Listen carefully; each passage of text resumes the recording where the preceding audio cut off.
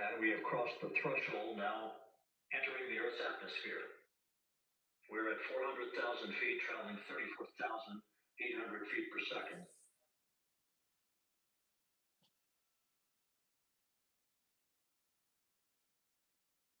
Time to splash down, 13 minutes, 10 seconds.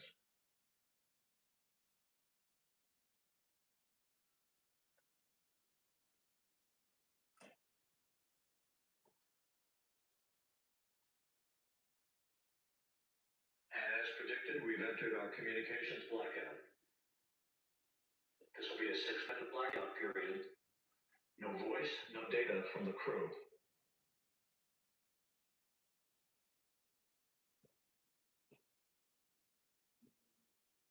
We're 30 seconds away from the anticipated point of peak heating on the vehicle, where temperatures will rise to about 4,000 to 5,000 degrees Fahrenheit. This is the true test of our trajectory.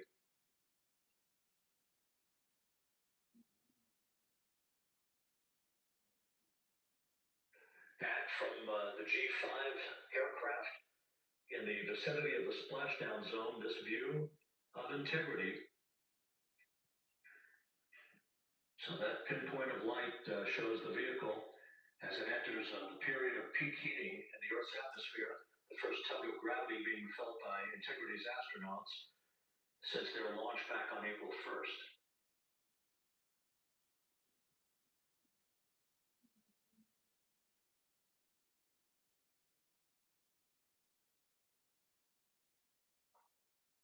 Four and a half minutes until the end of the blackout period. Time to splash down, 11 minutes, 33 seconds.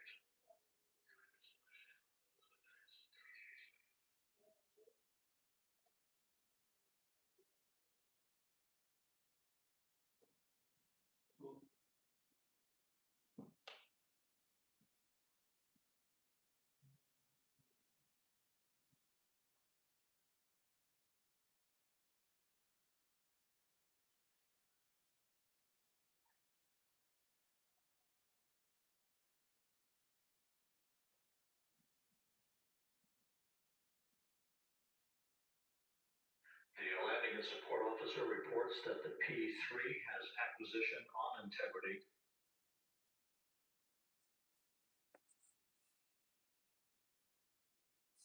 Three and a half minutes left in this blackout period. This is a visualization of the plasma buildup around the spacecraft and the repelling of that heat on Integrity's heat shield.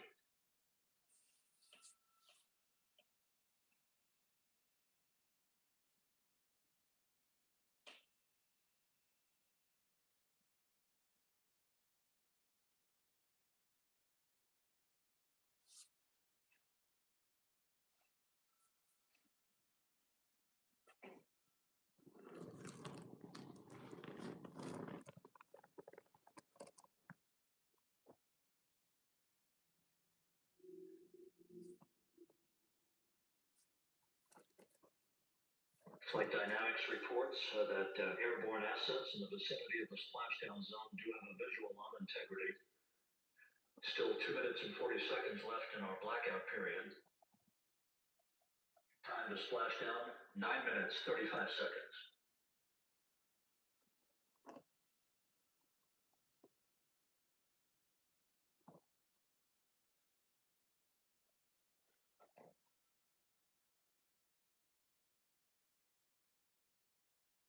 Multiple airborne assets as part of the recovery team all have visuals on Integrity.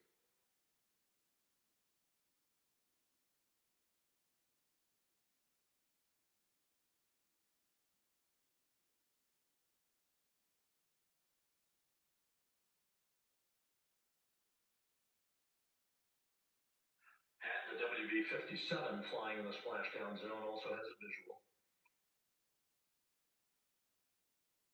And the Navy helos also have visuals.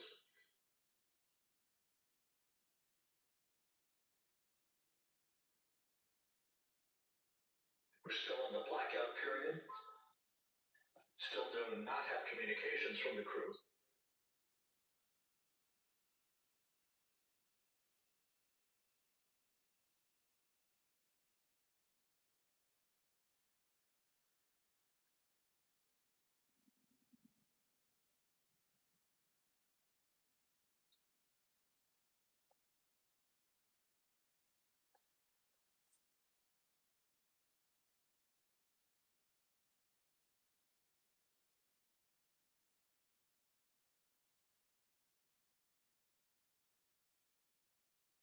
We're standing by for communications from the crew.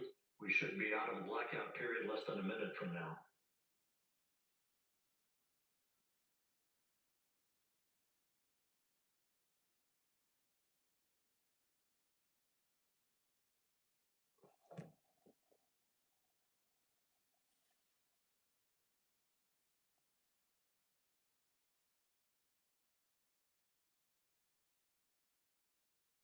We are now processing data from integrity.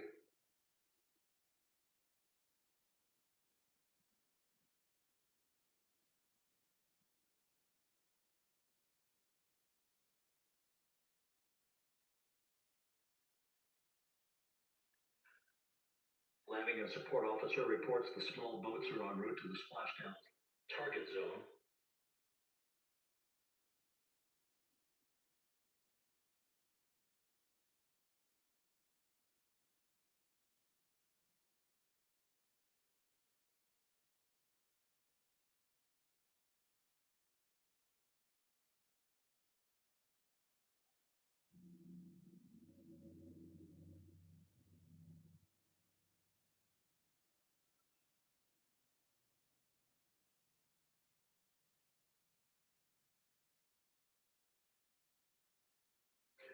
Passing through 150,000 feet, our trajectory is perfect. We're getting intermittent views of integrity. Still waiting to establish voice communication.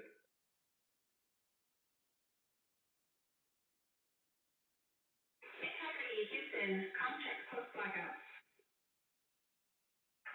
Houston, Integrity, you have your clear. Your trajectory is nominal and your recovery teams have visual. Flight looks good. No action for the enabled internal camera controller fail. Big cheers from the viewing room here in Mission Control as voice communication reestablished with Commander Reed Wiseman. For America in a waiting world, integrity is 5.5 minutes away from coming home.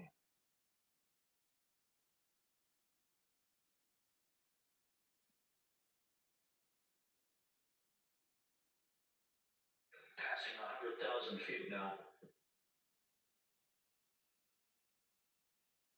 Range to splashdown 19 nautical miles.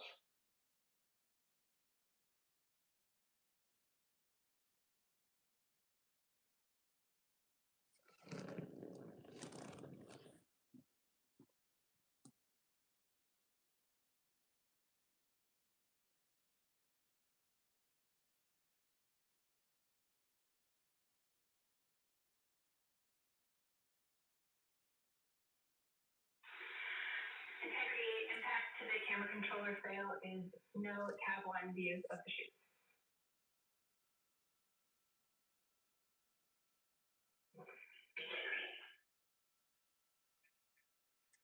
We're processing good data through the GPS system. A good view of integrity, time to splashdown 4.5 minutes.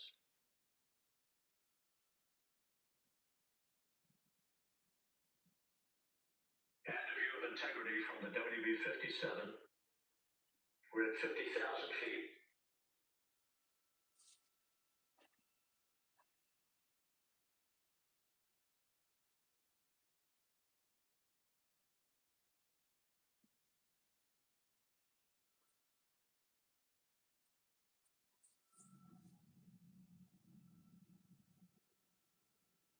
The pyros are on for forward bay cover jettison.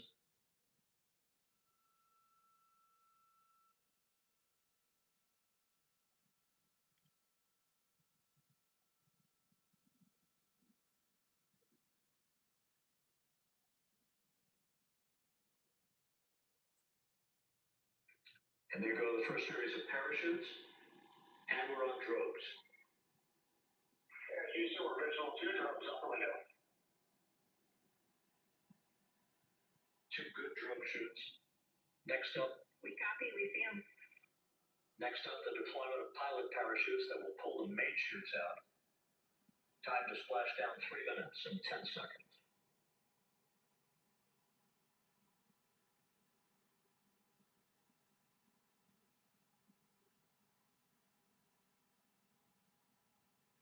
perfect descent rate according to flight dynamics. We keep the same on board.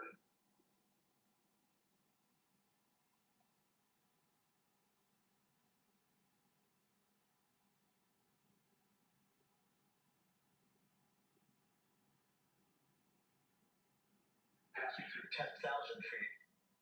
Still on drogues.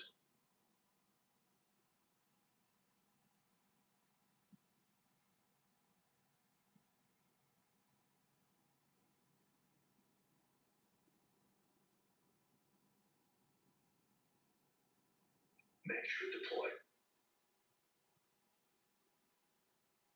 We're at 5,000 feet.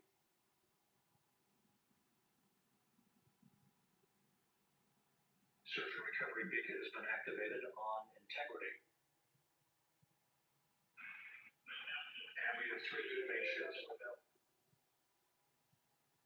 Good 3 main shifts, good reefing, good descent rate.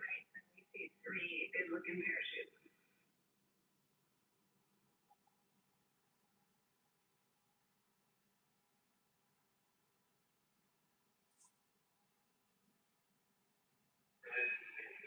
Integrity, cabin pressure indicates no need for hydrogen checks. Integrity copies. This is a perfect descent for integrity. It's crew sounding Hale and Hardy on board. Time to splash down in 1 minute 15 seconds.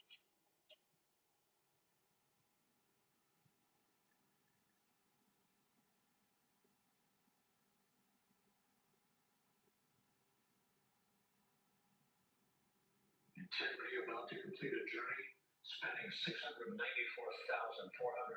miles from its launch from the Kennedy Space Center back on April 1st and a trip around the moon.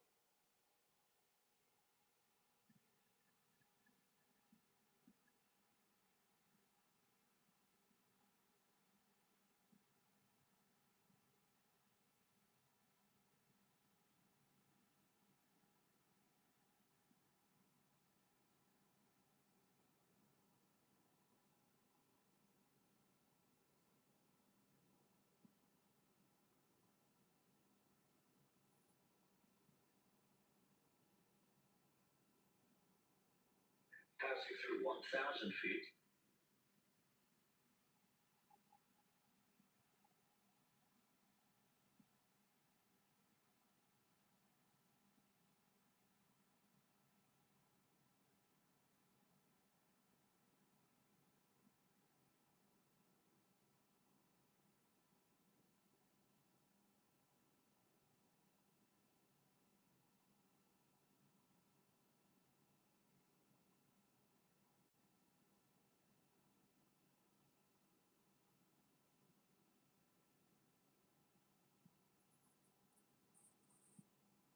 Integrity splashdown, setting post landing command now. Splashdown confirmed. Cabin splashdown, waiting on VLDR. Splashdown confirmed at 7:07 p.m. Central Time, 5:07 p.m. Pacific Time. From the pages of Jules Verne to a modern-day mission to the moon, a new chapter of the exploration of our celestial neighbor is complete. Integrity's astronauts back on Earth.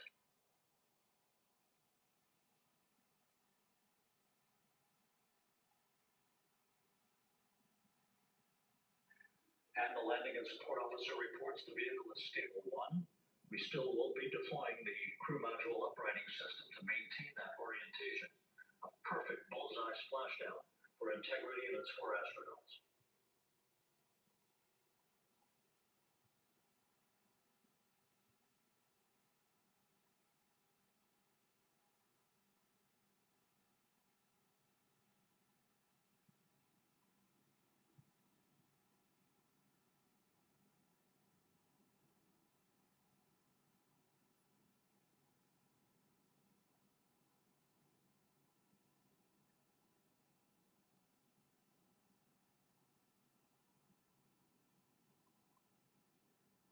The unofficial splashdown time, 7:07 and 47 seconds p.m. Central Time. We'll get that refined for you.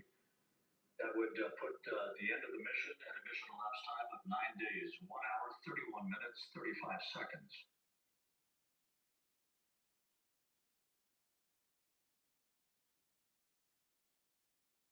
And we're configuring for a very low data rate.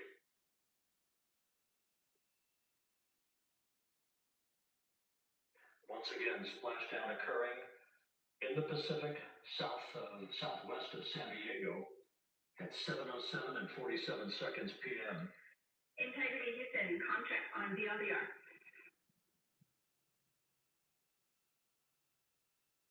Houston, we have you on for a VLDR. We have you the same. We'll meet you over in post landing. Perfect communications established. A30. We are stable 1 for green members. Houston, copies all. Reed Wiseman reporting 4 green crew members. That is not their complexion.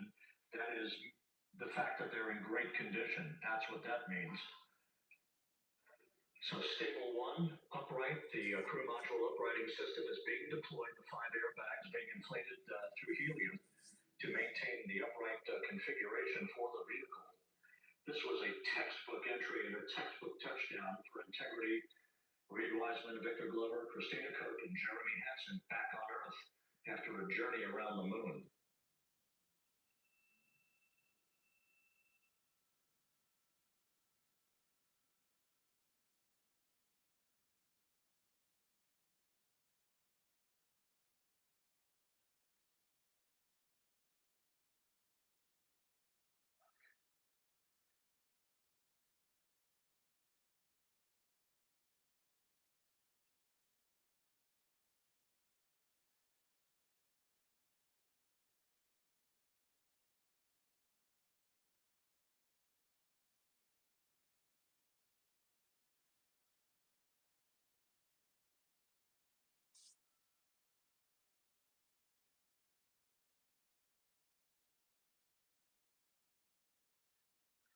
We continue to monitor the functioning of the C-boost system.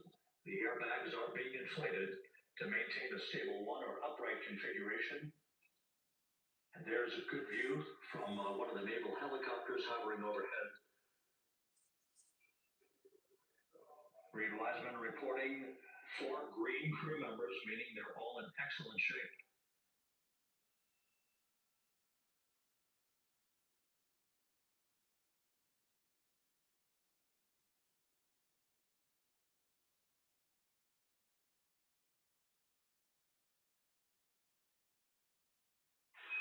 Integrity Houston for Star Beacon and radio.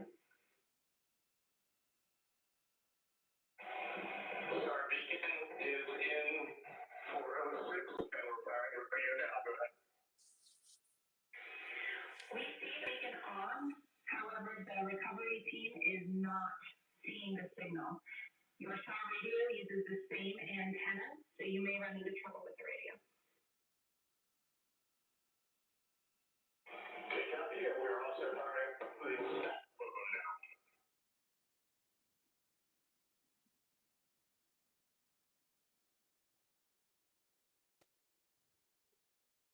So Integrity is in great shape, and as the crew continues its post-splashdown timelined activities on board, Reed Wiseman once again reporting that all 4 crew members are in excellent shape. And we have 5 inflated airbags to maintain an upright configuration so that the recovery team can now begin a slow approach to the vehicle. Meanwhile, here in the flight control room, Entry Flight Director Rick Henfling is polling his team of flight controllers for the start of powering down the vehicle after a thorough systems check. We have no toxic gases to be concerned about, so the recovery personnel can approach the vehicle, but not until we have powered down the spacecraft. That's expected to take a few more minutes.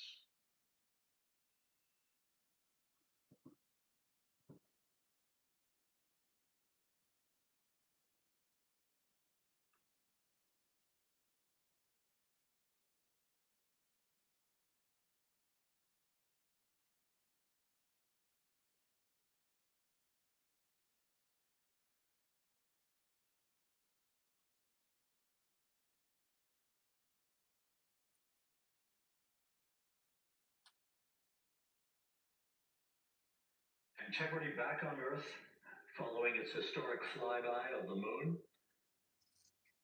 It was, for all intents and purposes, a textbook mission.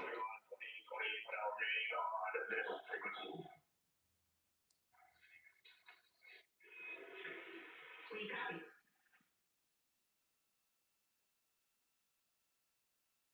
Advisement indicating some trouble with the SARSAT phone on board, but that's not an issue. What is more important is that the vehicle is solid. No issues as we begin the power down of the vehicle to begin the recovery process.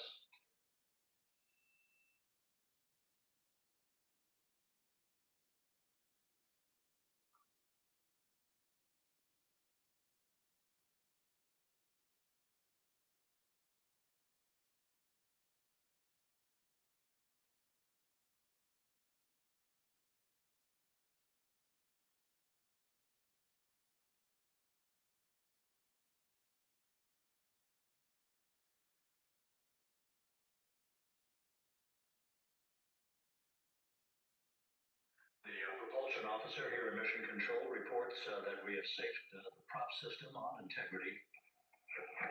Can you say again that was very weak and broken?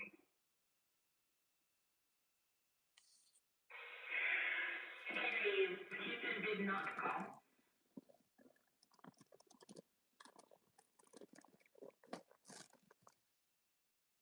Houston. And when you're on the side radio, stand by.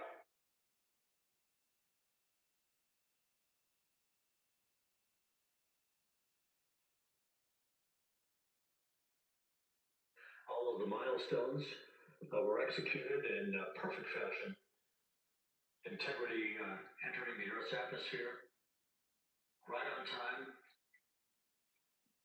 reaching its peak speed shortly after a blackout period began. We emerged from the blackout period, but the recovery imagery airborne assets were able to pick up Integrity's descent almost immediately through entry interface, tracking the vehicle all the way down. And finally, you saw the sequence of chute deployments. First, the forward bay cover being pulled off the top of the vehicle by a series of 3 parachutes. Then the drogue chutes were deployed, followed by the 3 main chutes that slowed the splashdown velocity of Integrity to just 19 miles an hour.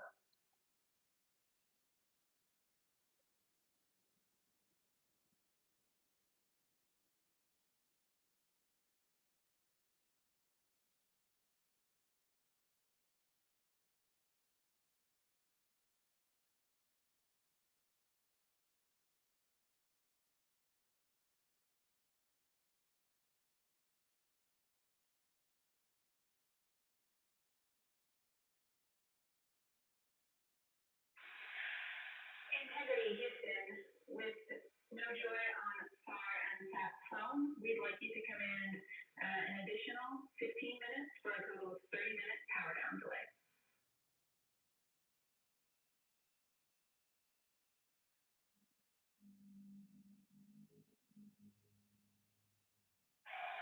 All right, Jack, you will get selected T/DE+30. No joy on side radio or cell phone. And stand by, we have the master diver on star radio. Please hold the lines. Hey, Lily. Hey, Jesse, we just got the master diver on star.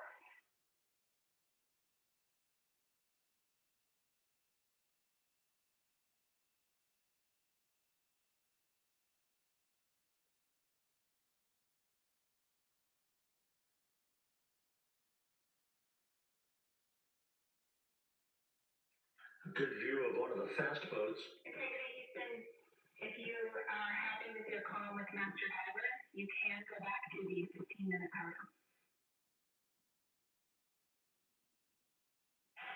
Okay, stand by. Yeah, we'll confirm here in a second.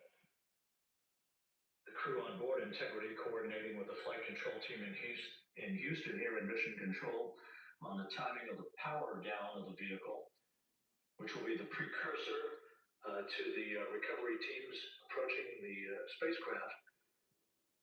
There are no issues with integrity. We've had a bit of broken capability in establishing a SARSAT or satellite phone communications capability between the crew on board Integrity and the recovery team. That will get sorted out here shortly. There's plenty of cooling on board Integrity, so there's no rush to begin the power down. I'm calling you on the sat phone, and I'm not getting an answer there either. Concurs, we haven't had anything come through.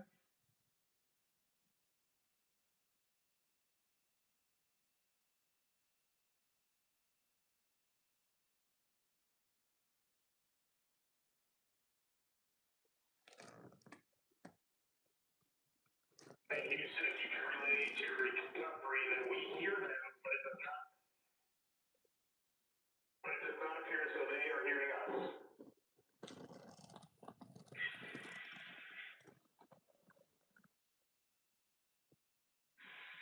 Houston copies, and Reed, just to confirm, you are pushing the PTT on the radio.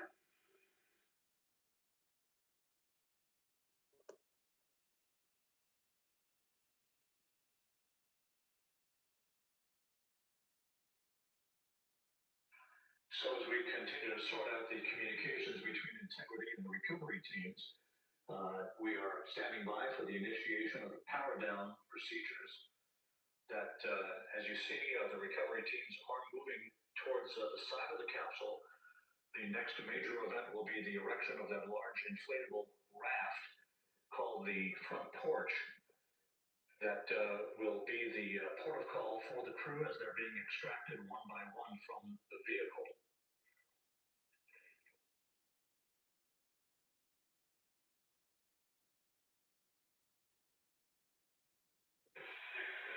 Integrity Houston for sat phone, we are going to attempt to call you.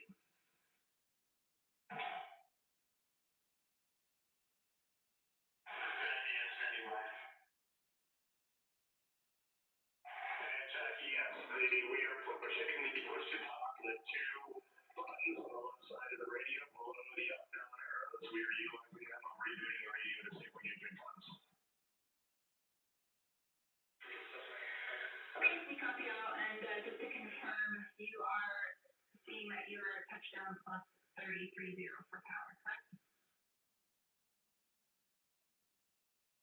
That's affirmative.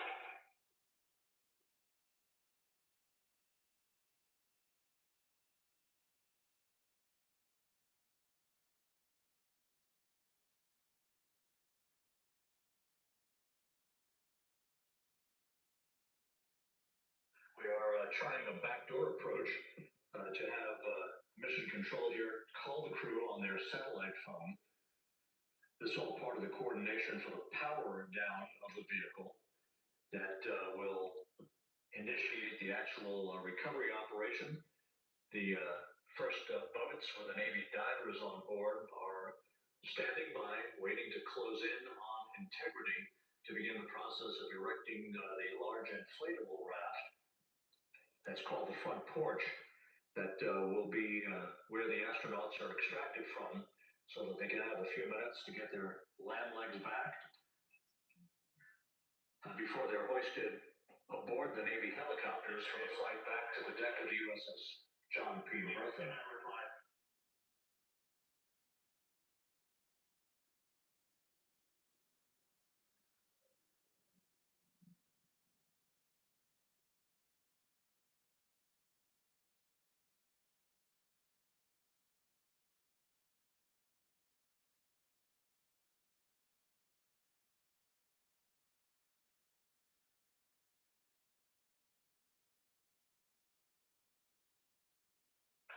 And Houston, please reply. NRD, very weak. Unreadable, master diver. We can hear them, but they cannot hear us.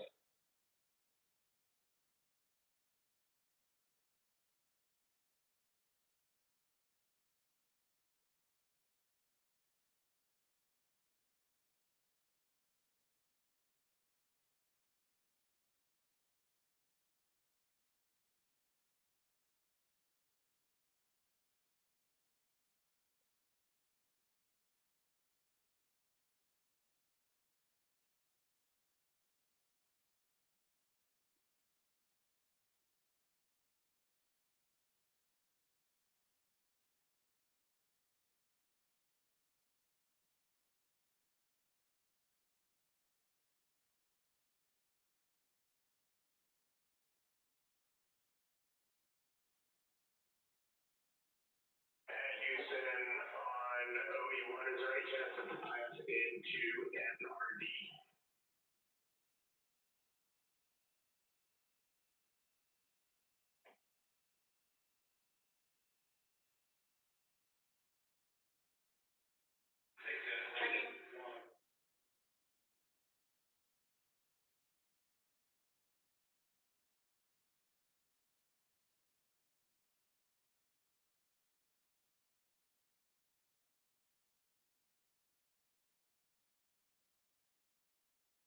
This is Mission Control Houston. While we stand by for the establishment of communications between integrity and the recovery team that is basically standing by very close to the spacecraft, we're going to go to the deck of the USS John P. Murtha, where Megan Cruz is standing by with Administrator Jared Isaacman.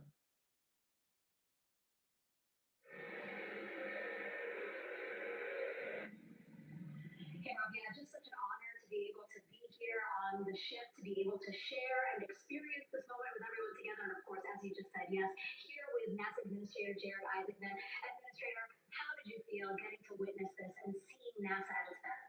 I'm honestly so at a loss for words. Like the childhood Jared right now can't believe what I just saw. I've almost been waiting my whole lifetime to see this, and then NASA administrator. I just couldn't be more proud of the entire workforce, the years, the effort, the late nights, all the hard work from across the country that contributed to this incredible moment right now.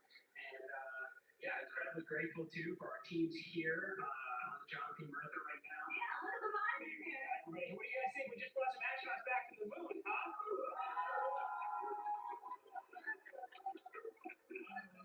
Thank you. Yeah, so grateful to the Navy, the sailors that are here, the NASA teams. This is a joint effort that's on their way right now. These recovery forces are getting out to our Orion spacecraft to integrity, get our astronauts back on the ship safely. Yeah, this is not just an accomplishment for NASA. This is an accomplishment for humanity. Again, a historic mission to the moon and back. How does this make you feel, and what do you hope people take away from this? Well, I'll tell you, I think about the crew members that we've all had an opportunity to observe over the last 10 days, right? They're absolutely professional astronauts and wonderful communicators, almost poets. But then I think these were the ambassadors for humanity to the stars that we send out there right now. And I can't imagine a better crew, the Artemis II crew that just completed a perfect mission right now. So yes, it's a huge moment for everybody, right? We are back in the business of sending astronauts to the moon, bring them back safely, and set up for a series more. This is not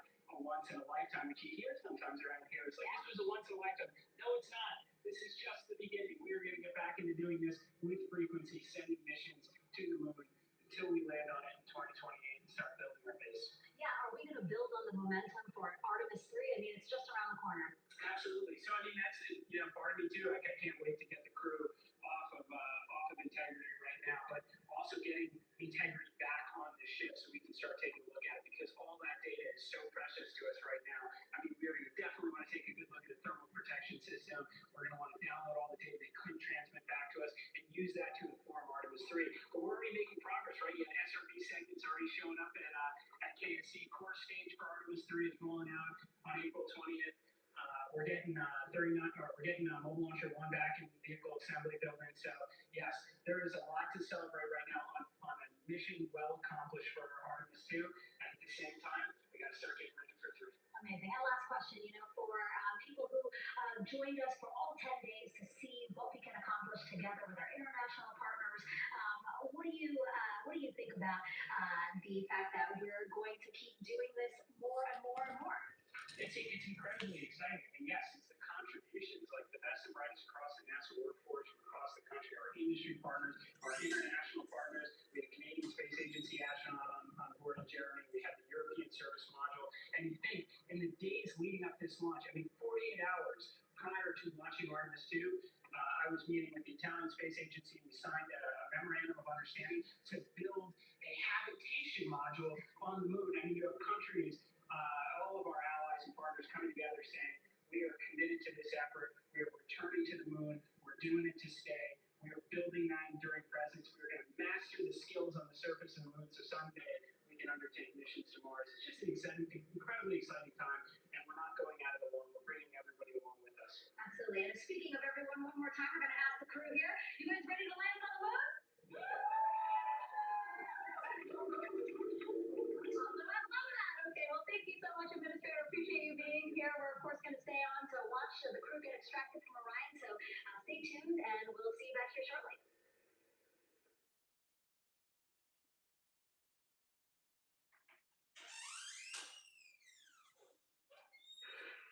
Thank you, Megan, and thank you, Administrator Isaacman. We are in the process of working to establish that communications link and to establish the procedures that will lead to the power down of the spacecraft, which is gently bobbing in the Pacific following a bullseye touchdown that occurred at 7:07 p.m. Central Time, 5:07 p.m. Pacific Time, 2.5 hours before sunset in the Pacific, southwest of San Diego. We have once again heard from the crew during that interview opportunity with the administrator, and we have 4 healthy crew members on board.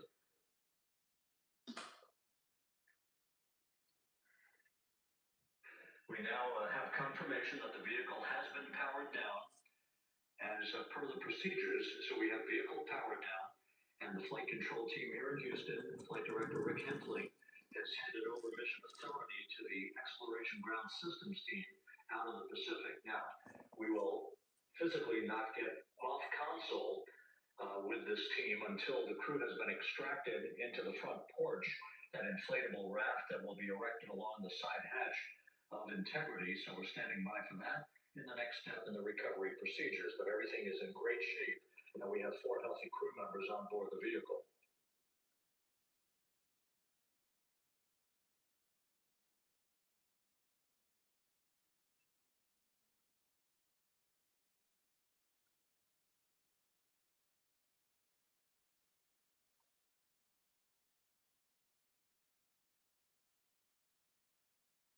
All of the entry events went by the book, no issues, perfect trajectory for Integrity that was culminated with one final raise burn to improve the angle of attack for the vehicle as it entered the Earth's atmosphere. All of that flight dynamics computation worked like a charm.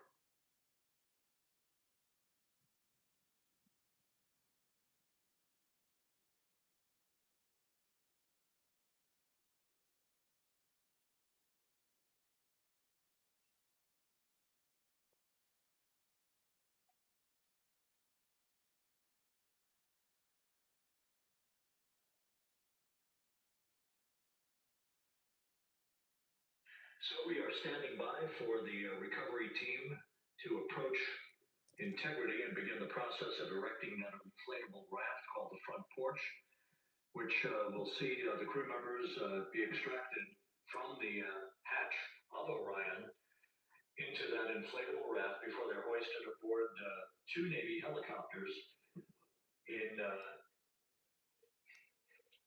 variety of different configurations.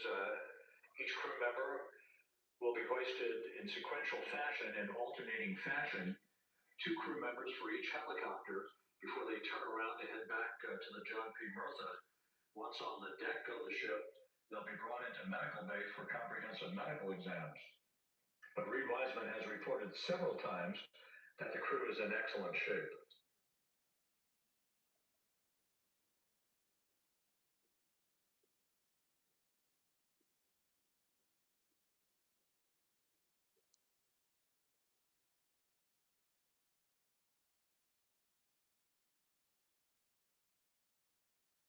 So just to recap, it has been some 26.5 minutes since the splashdown of Integrity in the Pacific.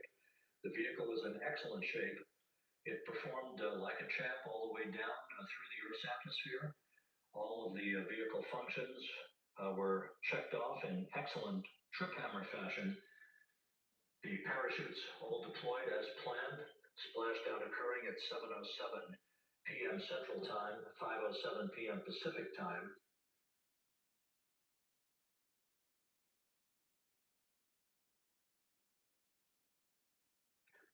And after After a bit of a tussle to try to establish a communications link with the recovery team, we were finally able to run through the procedures for the powering down of the vehicle.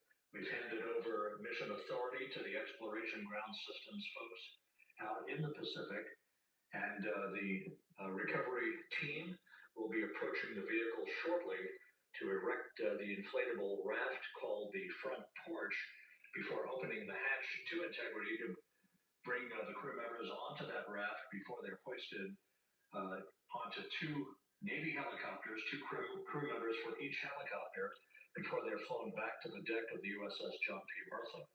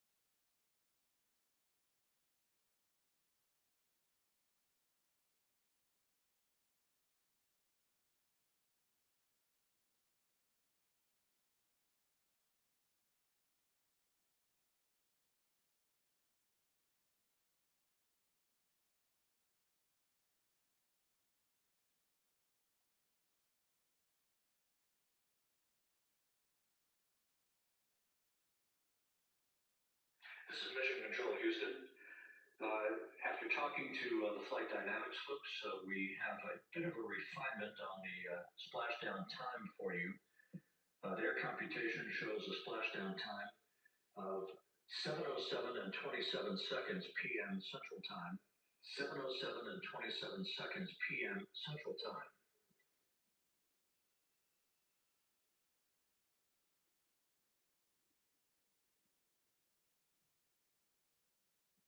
That would equate to a mission elapsed time of 9 days, 1 hour, 32 minutes, and 15 seconds.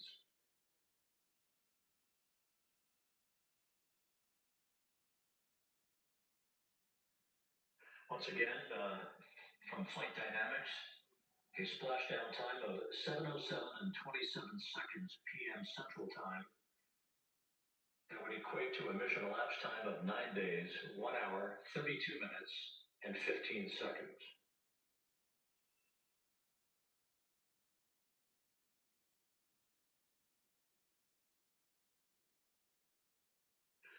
Reports from the Pacific indicate that the recovery team in communications with the crew aboard Integrity, that the crew remains in excellent shape as they await the approach of the team for a final hazard gas evaluation before they move to the side of the vehicle to erect the inflatable life raft called the front porch.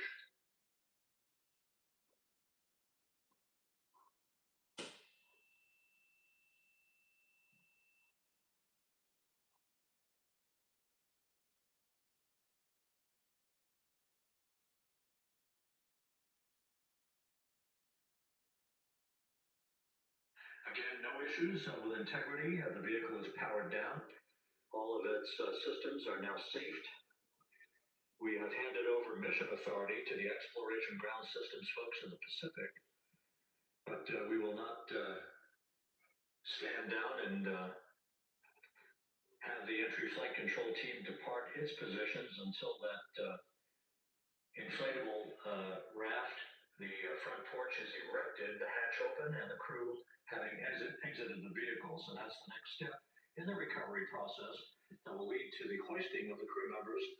For 2 crew members for each helicopter, they'll be hoisted to a pair of Navy helicopters that will then fly a short distance back to the USS John P. Murtha. What you're looking at is one of the fast boats circling the vehicle to make a hazard assessment.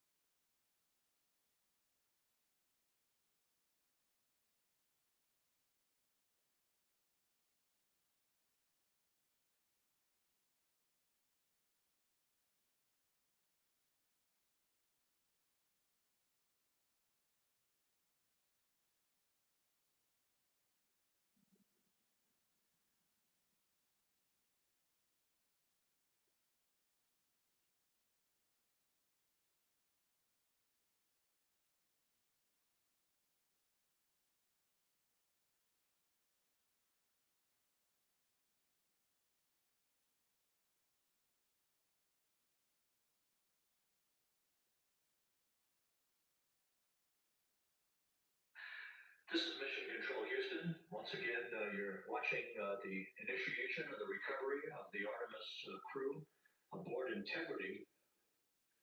All of the Navy divers on the fast boats are now approaching the spacecraft after conducting a hazard assessment. The vehicle has been powered down. Entry Flight Director Rick Henfling now waiting for the life raft, the front porch, to be erected along the side of the vehicle so that the hatch can be opened and the crew members extracted from Integrity, soon to be hoisted one by one into a pair of Navy helicopters for a short flight back to the deck of the USS John P. Murtha. If you missed it earlier, we talked to Flight Dynamics and received a more official touchdown time, or splashdown time as it were, of 7:07 and 27 seconds p.m. Central Time, 5:07 7:07 and 27 seconds p.m. Pacific time. That would equate to a mission elapsed time of 9 days, 1 hour, 32 minutes, and 15 seconds.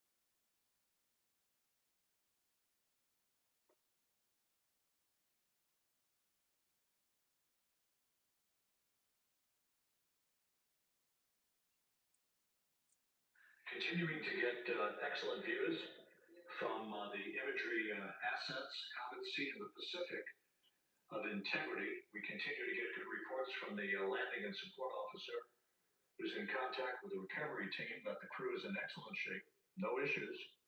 They're just currently biding their time, waiting for the front porch to be erected. We have no hazardous hazard gases and no hazardous situation with the vehicle. It performed perfectly all the way down from entry interface to its splashdown in the Pacific at 7:07 and 27 seconds p.m. Central Time. And as you can see, the first phalanx of recovery personnel now pulling up alongside of integrity.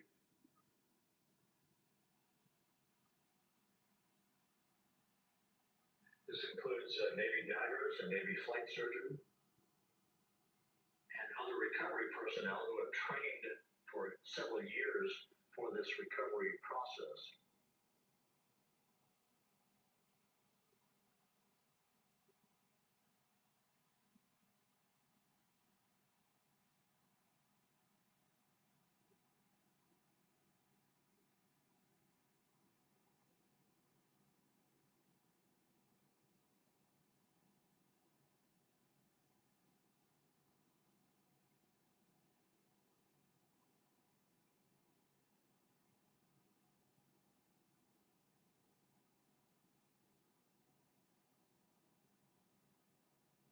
At this hour, some 41 minutes following splashdown, the vehicle has been powered down. There's no hazardous gas emanating from the vehicle. That's why the first team of recovery personnel has been able to pull alongside integrity. And the reports continue to come in that the 4 astronauts are in excellent shape.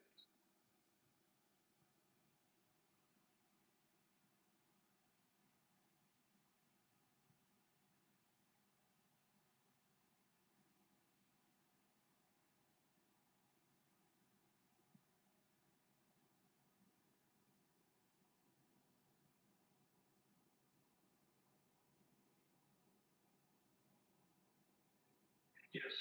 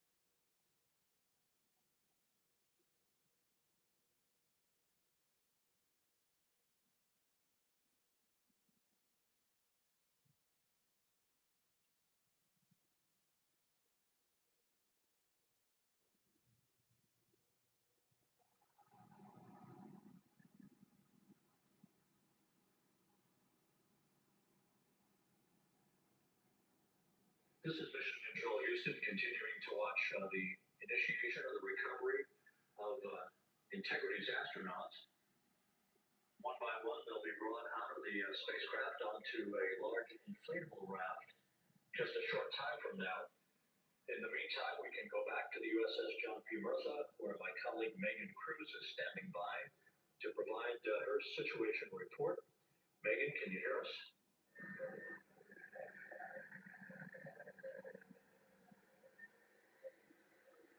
Hey Rob, yes I can hear you. Thank you. Yeah, we're back here on the bow of the recovery ship where there's still plenty of people peering out into the water. We are not very far from the action everyone is seeing on their screen now.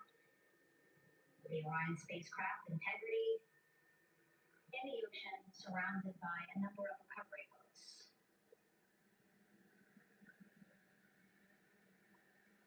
As Rob has been saying, in those recovery boats, NASA and Navy personnel specifically trained to get the astronauts out of Orion.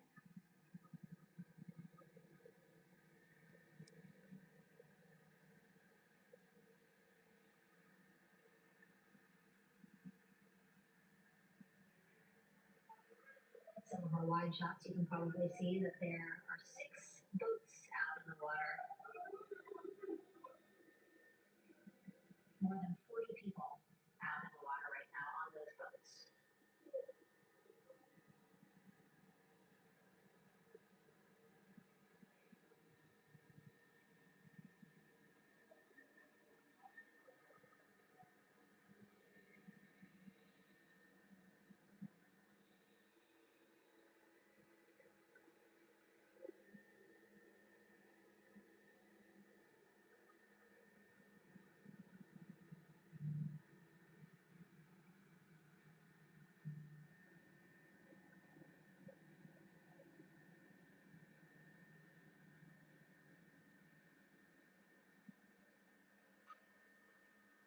First order of business is to set up the front porch and the stabilization collar.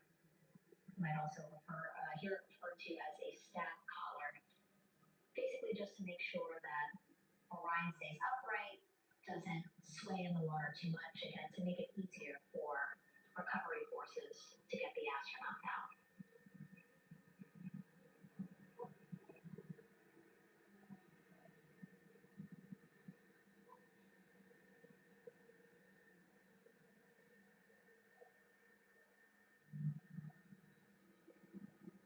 Again, we splashed down in the Pacific Ocean just after 5 p.m. Pacific time here.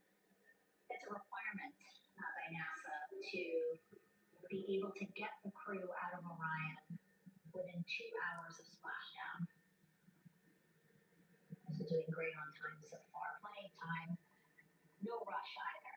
I was speaking to NASA flight surgeon Rick Schuring earlier in this broadcast, and he said to me, no rush to get the crew out. Just want to make sure that they're feeling good, and whenever they're ready to take their stuff out of Orion and onto that large raft, the front porch, folks will be ready.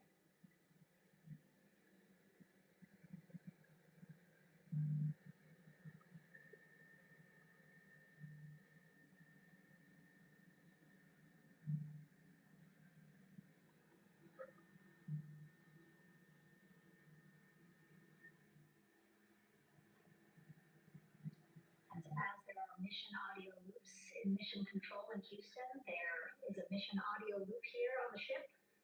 And it was just reported out that the side hatch is open. Side hatch of integrity is open. We're getting these beautiful shots from our aerial assets. The ship itself, where I'm on, just 3,000 yards away. Again, plenty of people on the boat here, glued to the side, closest to where they can see all this action. And again, with just 3,000 yards separating us, great views from the bow here.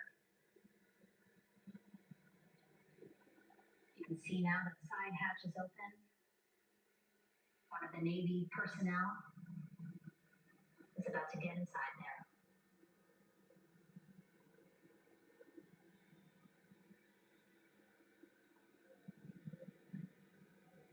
There they go. A total of 4 will go into Orion. So it'll be a little bit of a tight squeeze, but the goal is to have a recovery personnel with each astronaut assessing them.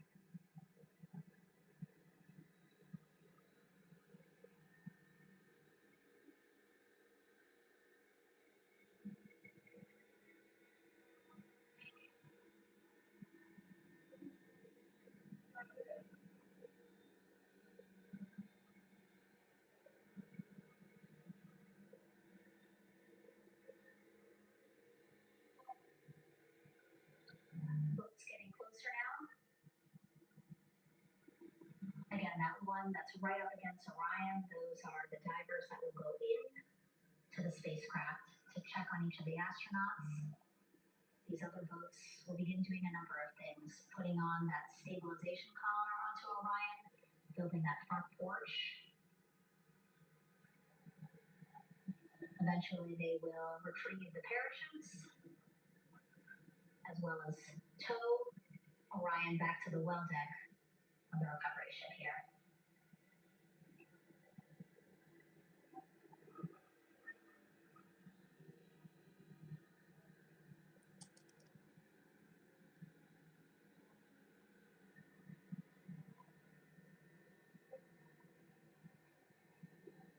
And so as we wait for the Navy and NASA personnel to get their assessments of the crew inside of Orion, why don't we toss it back to Rob for an update? Yes, thank you, Megan. Here in Mission Control, Flight Director Rick Hensling and the entry team of flight controllers still on duty. The vehicle has been powered down for some time now. There are no hazardous gases emanating from integrity. That, of course, allowed the recovery personnel to approach the vehicle and then open the hatch to begin the initial medical assessment of the crew, as you just indicated. Now we're standing by for the erection of that inflatable raft, the front porch, alongside of the vehicle that will enable the crew to be extracted one by one onto the raft, have a moment or two to get their land legs back before they're hoisted into 2 hovering Navy helicopters, 2 crew members for each helicopter, for a short flight back to the deck of the USS John P. Murtha.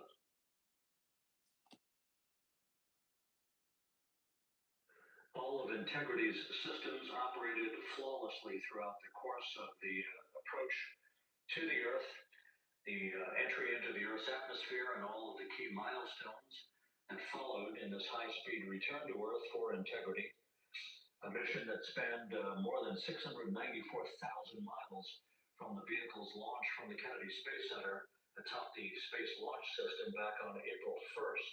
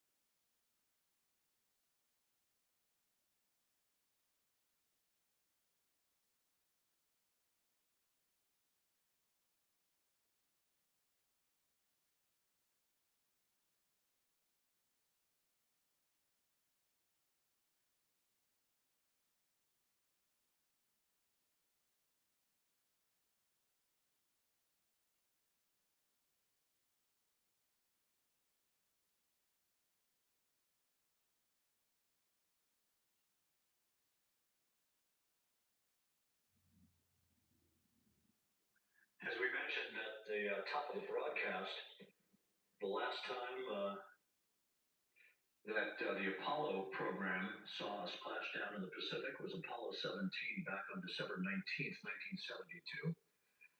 So for the first time in 53 and a half years, we have reenacted that with the arrival of Integrity's astronauts as they flew around the moon in that historic lunar flyby that began with a trans-lunar injection burn that took them out of Earth orbit following 24 hours of a high Earth orbit trajectory.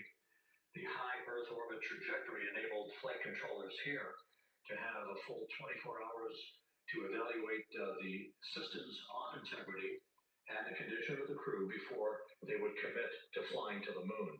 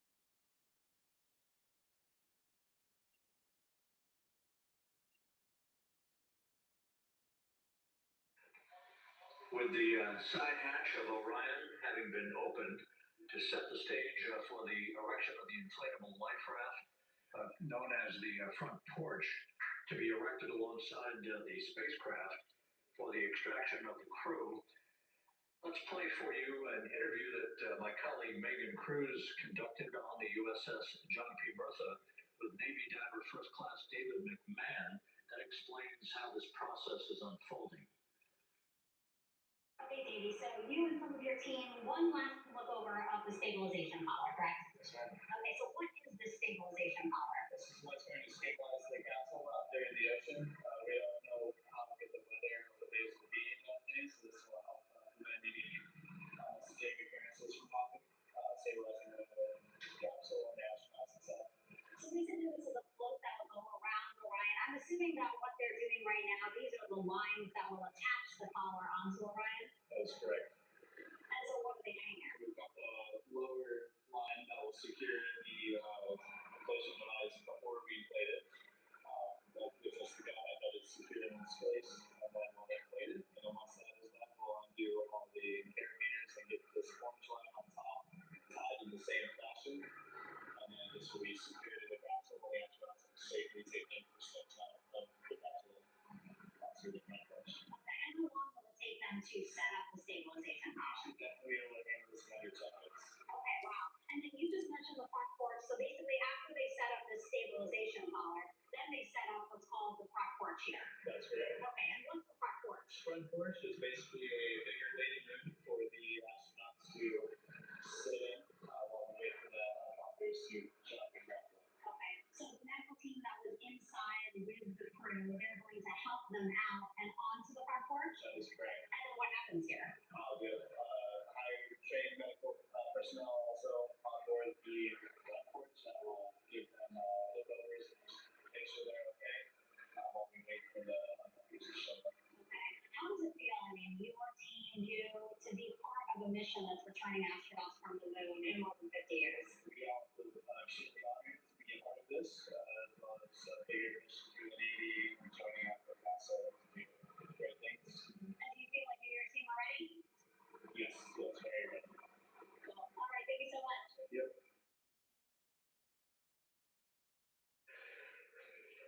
Once again, the recovery operations are continuing out in the Pacific.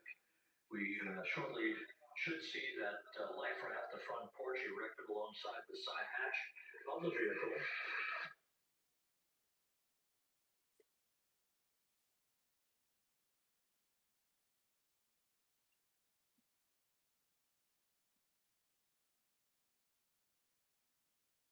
A number of flight controllers have come into the flight control room to receive congratulations from entry flight director Rick Hensling. But we're going to stick with our operations out in the Pacific as we await the extraction of the 4 crew members who are reported to be in excellent condition.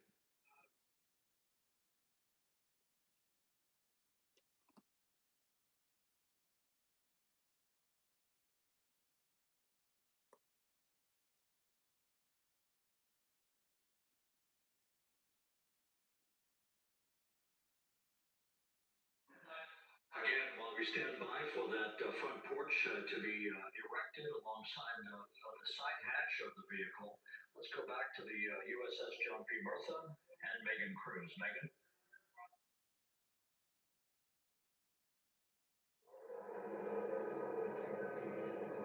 Hey, Rob.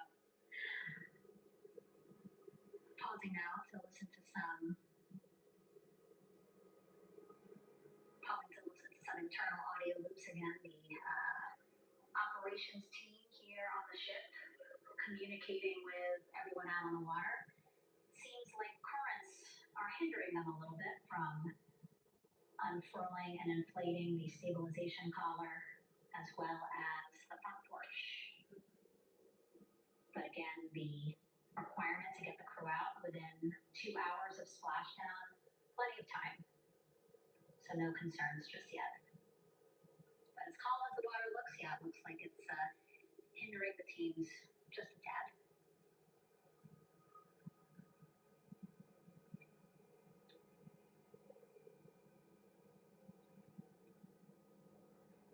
You can can see in some of our shots that side hatch still open. Again, inside there are now 8 people inside. 4 divers, Navy divers, all with medical training, each assigned to an astronaut each. Making sure that they're comfortable, feeling good.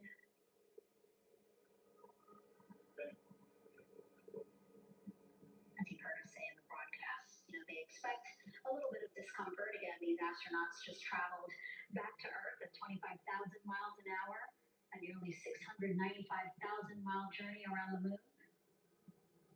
If you think you get carsick.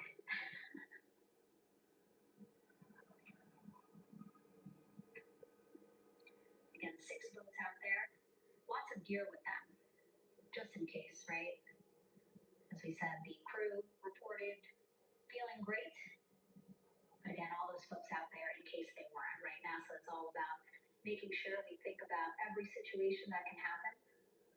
And so, of course, wanted to be ready in case any of our astronauts needed more medical attention while out there in the water.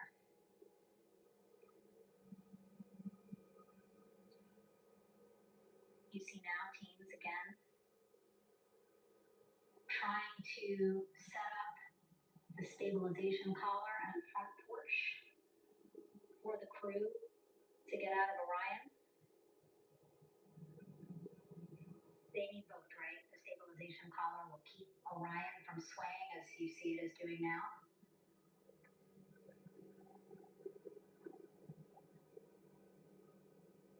And then they will connect the front porch to the stabilization collar so that the crew can take 2 steps and they will be in the front porch.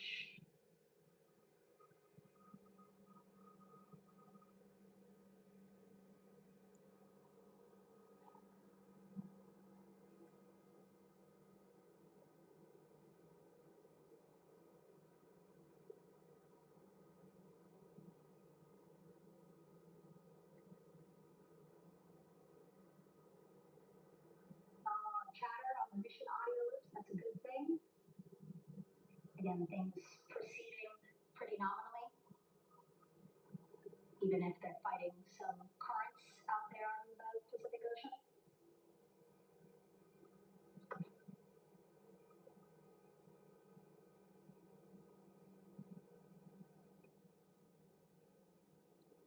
Again, the goal is setting up the stabilization collar at the front porch so that the crew can rest comfortably in the front porch, get placed into harnesses so that 2 helicopters can lift them off the front porch and onto the USS John Market here.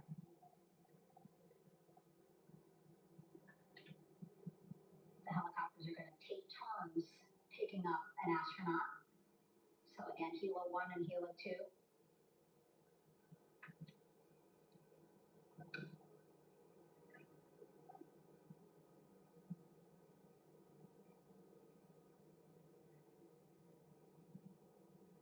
Okay, and the recovery team here on the ship just got a report from the undersea medical officer who is inside the capsule with the crew.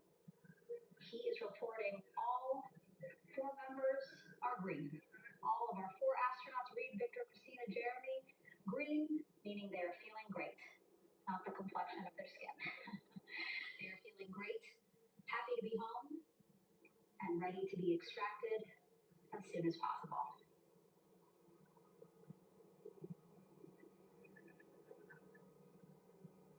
And so, as I was saying, we have 2 helicopters circling the activity you're seeing on the water right now. Each will take turns picking up an astronaut. So Helo 1 will come on in, hover above the front porch, about 40 feet above the front porch. A Navy recovery specialist will be hoisted down into the front porch. Will connect to the first astronaut, which we're expecting to be Christina. And then Helo 2 comes around, picks up Jeremy, while Helo 1 stays above head, and then Helo 1 will come back in for another astronaut, and then Helo 2 for the last astronaut, and then back to the flight deck here on the recovery ship.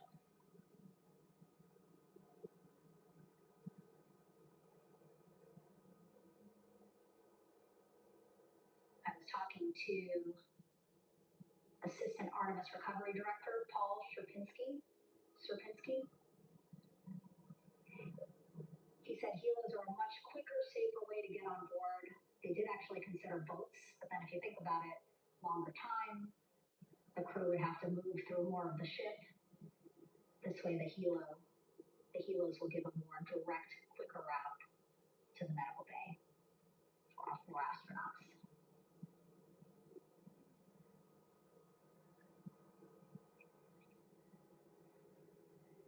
Beautiful shots from our aerial and imagery teams.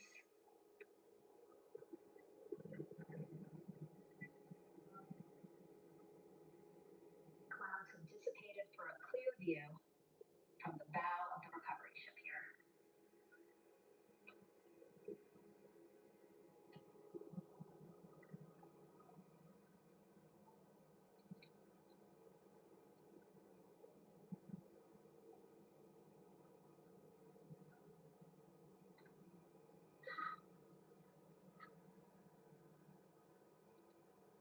You can still see divers in the water there. Encircling Orion, that is that stabilization column we've been telling you about. As you saw in that interview just a few minutes ago, they have to first connect it to Orion, and then once it's secured onto Orion, they can inflate it, and then they'll further secure it with other harnesses and lines.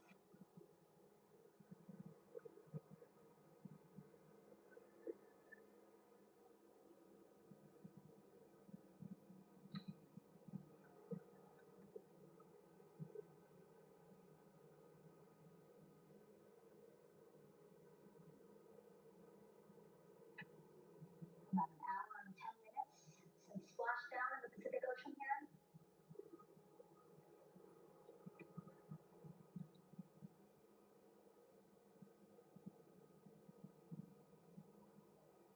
Reed, Victor, Christina, and Jeremy back home after a history-making mission to the moon and back.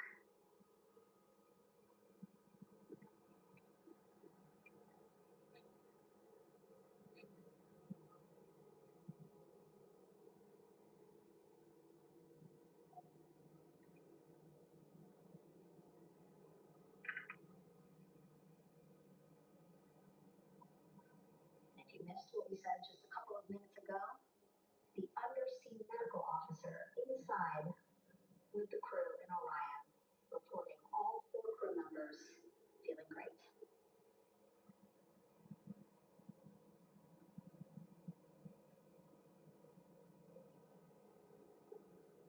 Progress being made there on the stabilization collar. It looks like they are beginning to inflate it.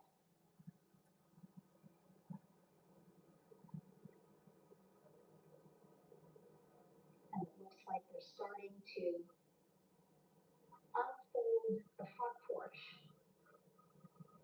in order to get that into the water here shortly and inflate that as well.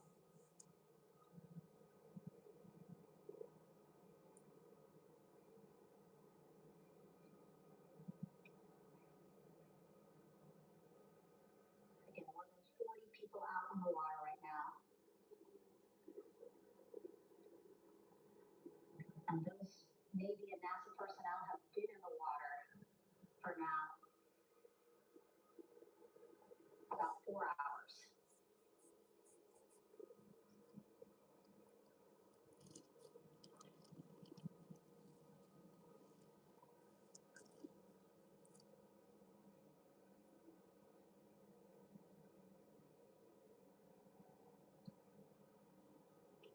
The reason why they had to get out so early is just to stage everything.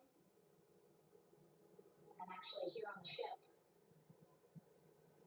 when there are flight operations happening, you can't have anything because the flight deck can be a dangerous place, so they just want to focus on planes coming and going from the ship, so that's why they wanted to get the boats in the water to make sure that they have all the time they needed for the flight ops.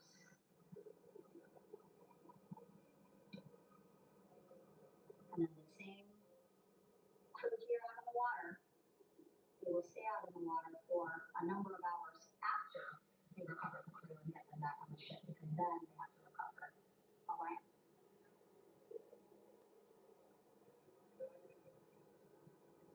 All right, that stabilization collar looking good around Orion. We're now seeing some recovery personnel getting on to that collar. Again, they need to further attach it to Orion to make sure that it can really prop up the spacecraft. It's basically lifting it up off of the water just a tad. Again, so it's not so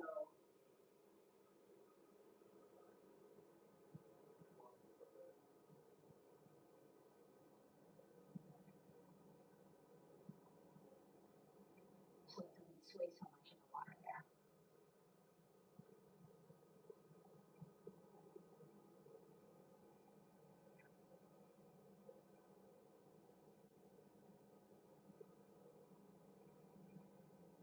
And now that front porch looks like it's nearly fully inflated as well. You can see a much larger surface area.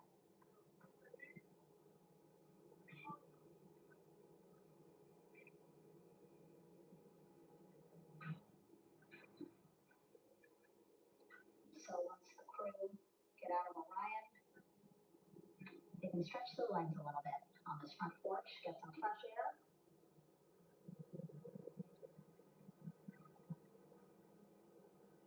and enjoy this beautiful day here on their home planet.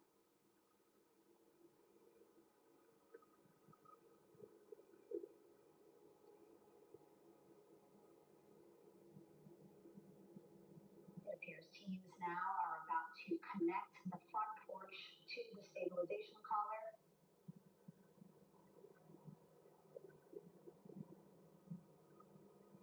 And at that point, when both are secure, we should soon see astronauts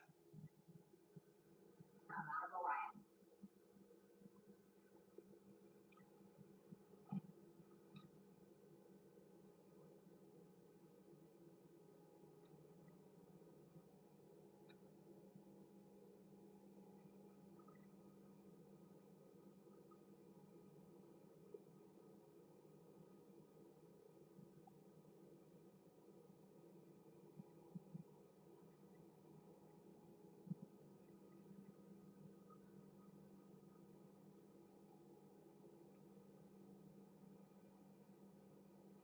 All these views you see also being fed to the landing force operations center here on the ship.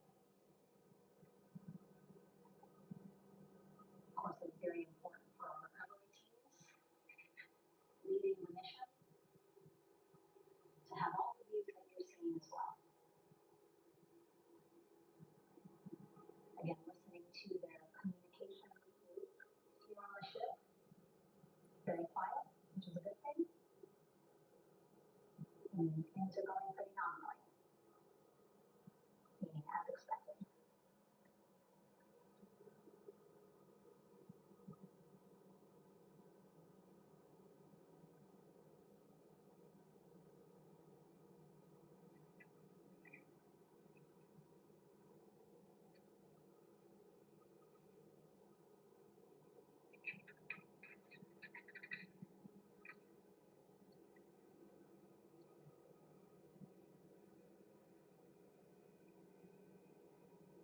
Again, all this activity happening just 3,000 yards away from the ship. So that means this will be a very quick flight back on the helicopters for the crew.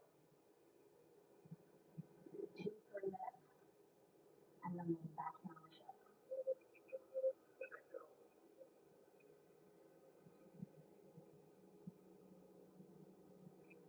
Okay, so a thumbs up from one of the personnel on the front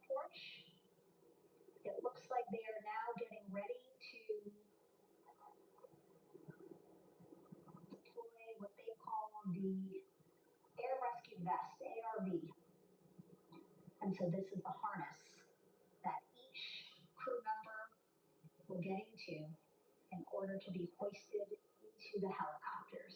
Again, this helicopter is hovering just about 40 feet above the front porch when you're ready to pick up each crew member.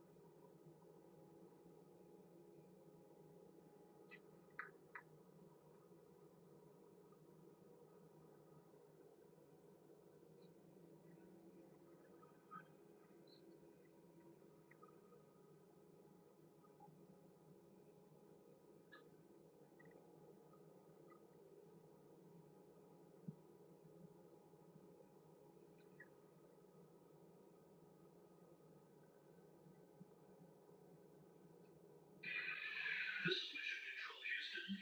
Behind me, a fairly raucous scene as hundreds of flight controllers have poured into the flight control room here. This is reminiscent of the scene after the final shuttle mission of STS-135, although that was the end of a program. This is only the beginning of a program with the textbook splashdown of integrity and its four astronauts. We're standing by for the crew to be extracted from the spacecraft. Entry Flight Director Rick Hempling invited all of these flight controllers who have contributed to this mission to enter the flight control room and have an opportunity to receive well wishes and to share the mutual glow that exists in the wake of a textbook mission for integrity. On the front screen here in Mission Control, a sign that says "Welcome Home Integrity, taking humanity back to the moon, going further, and returning safely to Earth." So all of that jubilation, part of the post-splashdown activities, even as we await the crew being extracted from the vehicle to be hoisted onto Navy helicopters for the trip back to the USS John P. Murtha.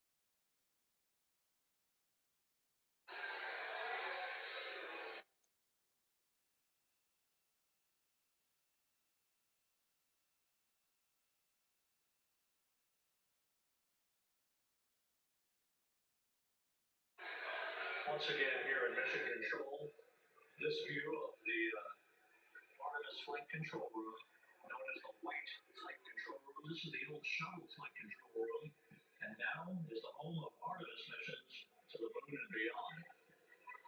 Once again, quite a few flight controllers were invited in by Entry Flight Director Rick Hempling to share in the jubilation following the successful splashdown of integrity. That splashdown occurring an hour and 22 minutes ago as we stand by for the completion of the extraction of the crew, and ultimately they're hoisting onto the Navy helicopters for a short flight back to the USS John P. Murtha. Splashdown occurred at 7:07 and 27 seconds p.m. Central Time. I had an opportunity to talk to the head of Flight Dynamics, Jeff Birch, a moment or two ago.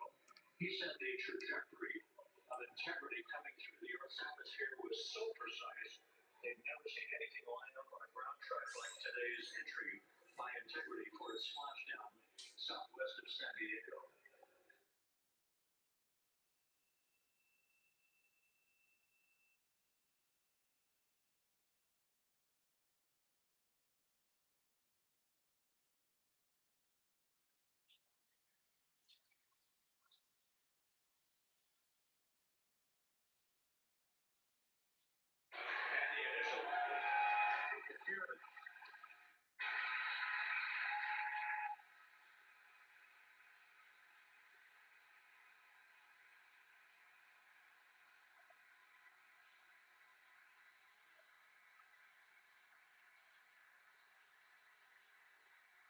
visualization here in the flight control room. The first crew member is out of integrity.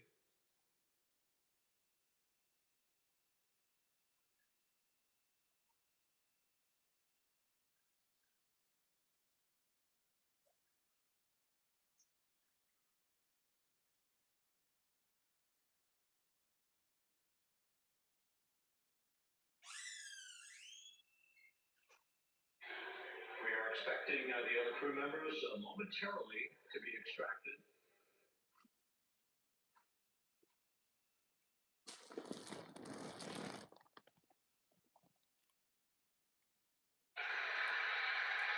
We now have two crew members out.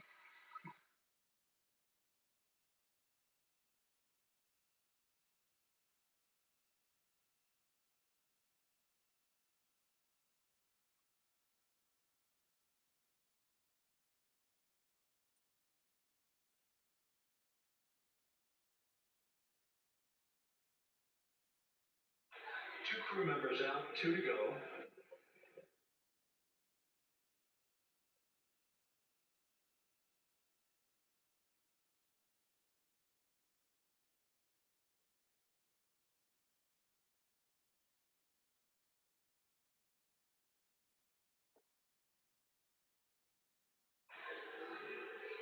For about 1 hour from sunset out in the Pacific, everything continues to go well. Integrity's systems function perfectly during its entry back to Earth. And Reed Wiseman, the commander who will be last out of the vehicle, reported that all the crew members were feeling very well.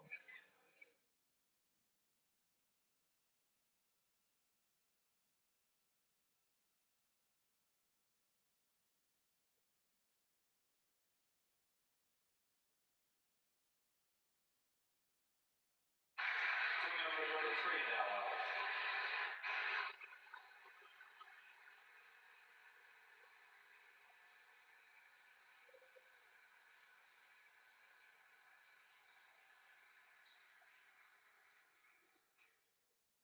And now standing by for the commander, Reed Wiseman, who will be last out of his ship. Bobbing in the Pacific under almost ideal conditions, Integrity spans 694,000 miles during its journey from launch to splashdown.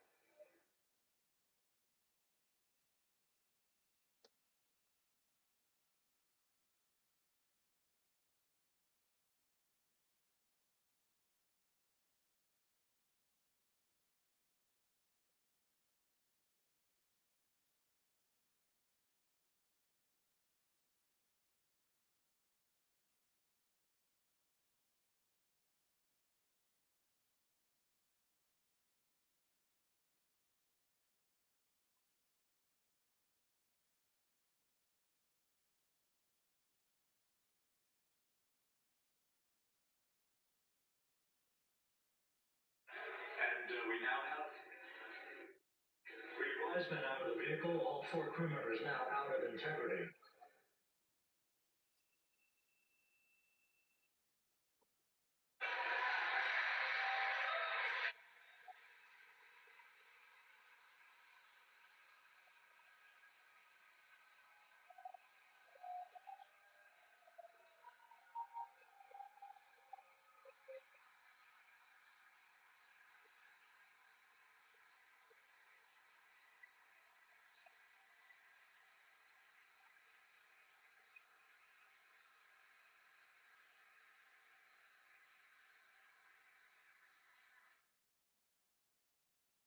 Once again, all 4 crew members now on the front porch. And the procedure to begin hoisting them up to these 2 Navy helicopters hovering overhead will begin shortly.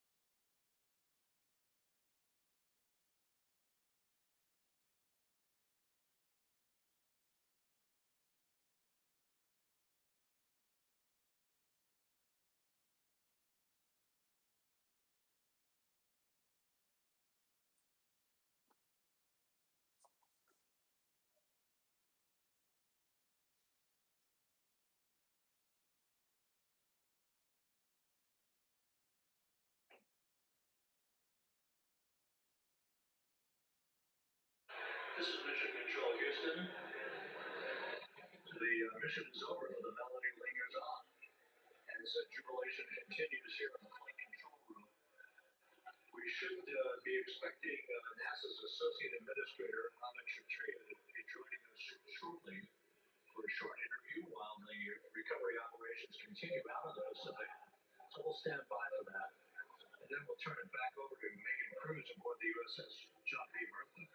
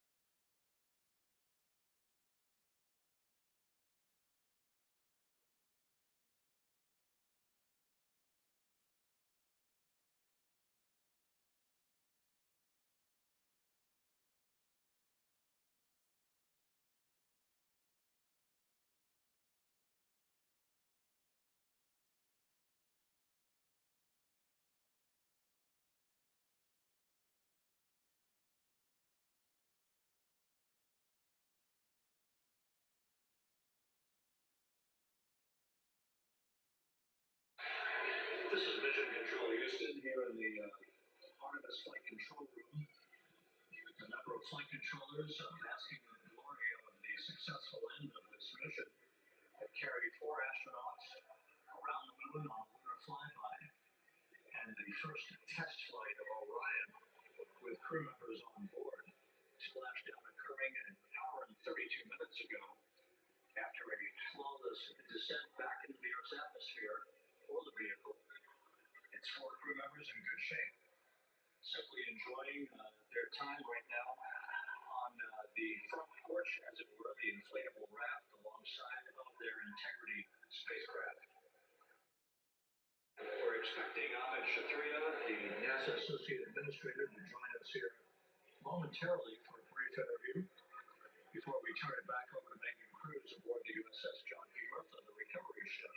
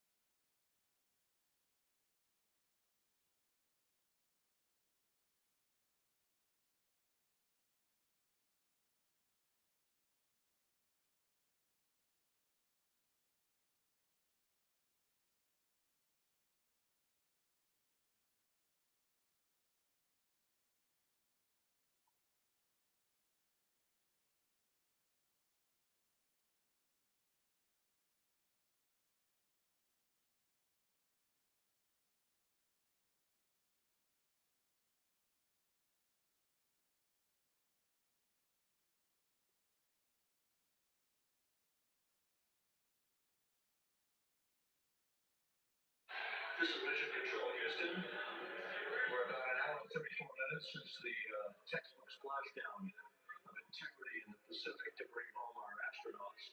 With us now is Ahmed Shatria, the NASA Associate Administrator. Ahmed, a little bit of history made tonight, a little bit of history made over the past few weeks. Your thoughts as this team here basks in the glow of what they just accomplished. Yeah, we're here in the control center, and it's kind of overrun with jubilant folks in the mission control, Houston, as well as engineering, and folks that just want to be here, part of it, as we watch our crew get extracted from the vehicle. And my thought is always about these teams. The team that's in the water right now, pulling the crew out.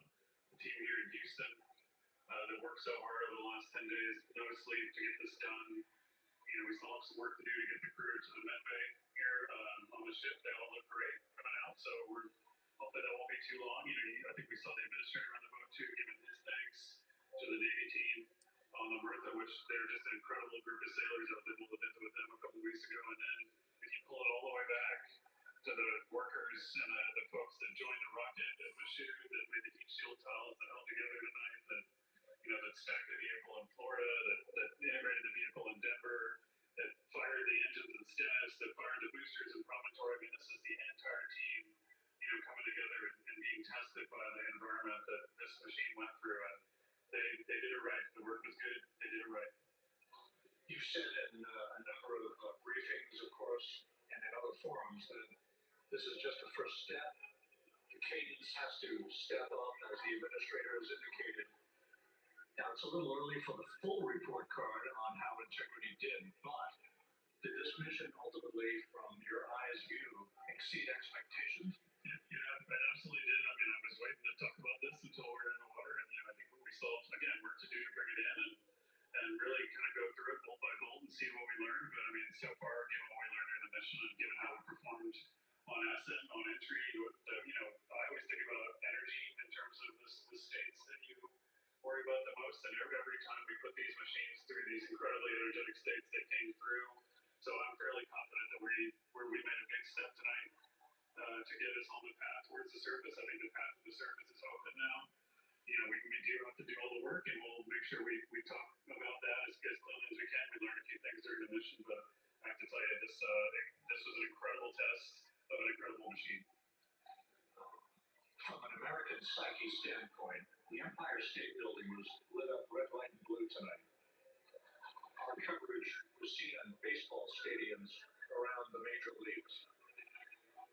How captivating was this experience for the American people, for the world, in fact, as we returned to the moon? Yeah, I've not been able to watch a lot of the coverage as we progressed through the mission. I will tell you, just from my witness in Florida before launch, and then seeing the people's faces here, and then reading where I can about how things are going. I think this has been a gift to the world from NASA. NASA has given the world a gift, proving to folks all over the place, especially young people, and that to me is what this is really about. Young people, when they see what we can do when we work together, when we have teams that collaborate, that it doesn't matter how hard that the problems are, we can solve them. I'm hopeful that Artemis II, as folks witness what we were able to do with this incredible crew and this incredible team that we birthed into the world, scientists and engineers and artists that have been inspired by this. And even if they don't come work in the program, which separately they should come work in the program because Lord knows we need the help. But even if they don't want to come work in the program, hopefully they grow up to recognize they can do amazing things when they work together and contribute to society and be good citizens and really change the way, the challenges that are coming in the world are overcomable if we work together like this. And one final question. Flying to the moon, we did it. We've done it again this past week and a half or so. But the engineering that went behind the design of this mission and the precision, the pinpoint precision of this vehicle entering that entry corridor, it's almost mind-boggling. Yeah, it is incredible when you think about the energies involved and the uncertainties involved. That when we inserted the vehicle into orbit, it was 99.2% down the middle. When we dropped the vehicle right on top of the fleet here, our guys knew exactly where to go. The guidance was perfect. It's interesting. I've got this question a lot of did this before 53 years ago, and that I think it is a reasonable thing to contemplate. Like what's gone on since then. And what I tell you is, when we did Apollo, which again, the more we learn about what they did, the more magical it seems what they were able to accomplish given the technology and the learning that they had. But when we did Apollo, the architects of Apollo, Gilbert, Seaman, von Braun, Mueller, what they really, really wanted to do, as they were contemplating what it meant to expand their range of action to the lunar surface, what they wanted to do was learn how to live and work in space for a long time. They wanted to do that first before they were confident they could expand their range of action to the moon. Now, of course, the politics of the time and the mission at the time was different, so they had to go straight to the moon and bring people home. And then after that, the program kind of lost its momentum. But after that, NASA kept moving along those paths, right? So we recognized during Apollo that reusability was going to be important. We spent a lot of money on those machines. We spent a lot of money on these machines here. But we recognized that reusability was important, which is why we built a winged space plane called the Space Shuttle. And then we used that reusable machine to build a space station. And we learned for 25 years how to live and work in space and have been able to develop technologies that can enable exploration. So really, what I think is now, 53 years later, we're at the point where the architects of Apollo would have been pleased that we're now ready to actually go back to the moon and go back to stay because we've learned all the things we needed to learn. There's a lot of people pleased here tonight, and we really thank you for joining us. I'm Amish Altria, NASA's Associate Administrator, as we begin to hoist the crew onto the helicopters to head back to the recovery ship. Thank you very much, and congratulations on that.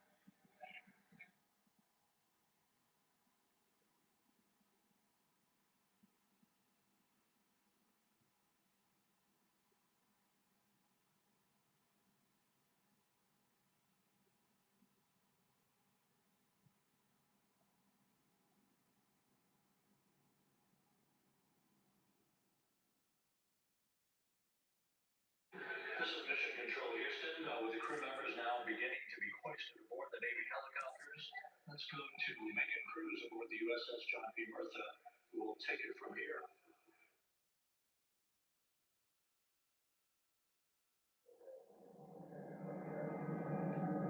Hey, Rob, yeah, back on the bow of the ship here, we are seeing the helicopters circling Orion, the first one there, having just completed picking up the first astronaut.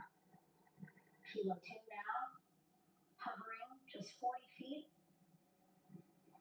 above the front porch, lowering a recovery specialist out of the helicopter. That person will touch down in the front porch just there.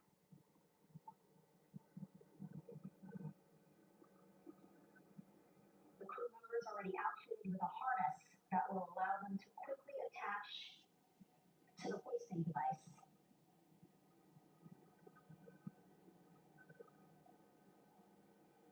With the power of those blades throwing water out at the center there, the front porch, with now 3 astronauts and the recovery specialist. Again, crews already outfitted with a harness vest. And here we go. Second astronaut now off the front porch, getting hoisted into the second helicopter.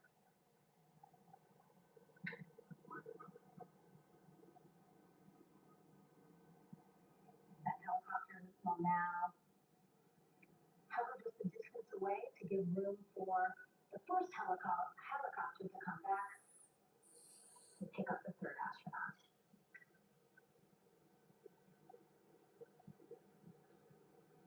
As we wait for that helicopter to come back, make its way back around, just want to mention that the President of the United States called our NASA administrator today while he was on the ship, just minutes after we interviewed him live on our coverage, and congratulated him and NASA on this history-making moment tonight. Helicopter 1 again hovering 40 feet over the front porch. We will soon see another recovery specialist getting lowered onto the front porch. Imagine sitting on that front porch, the wind, the water.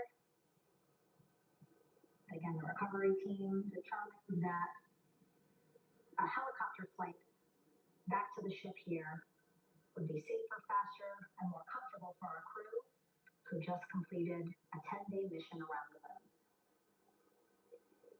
Third astronaut in the air, getting hoisted quickly back into the first helicopter now.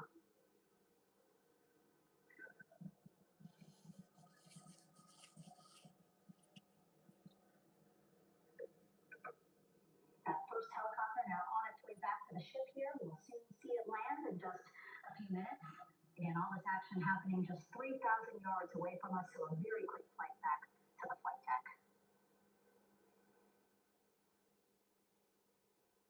Now the only person left on the front porch, Commander Reed Wiseman. That second helicopter now making its way back over to the front porch. Here it comes.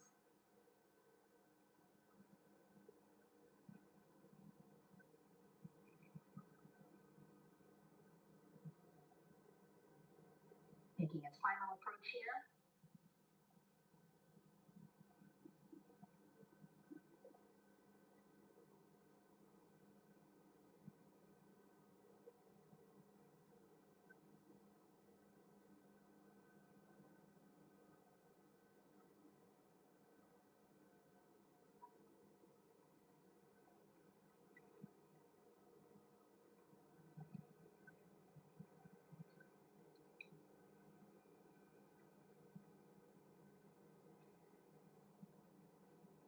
The last astronaut, Commander Reed Wiseman,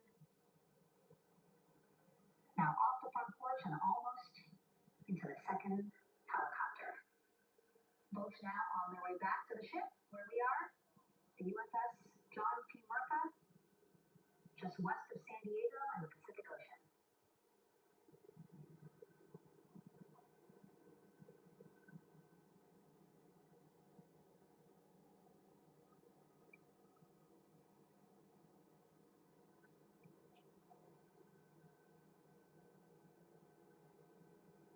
Exciting to see our 4 crew members minutes away from landing on the flight deck here on the recovery ship.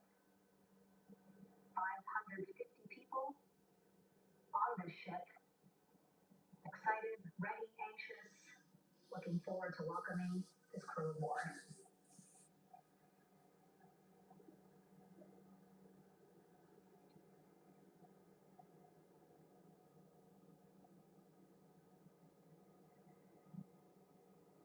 Watching them now with our own eyes,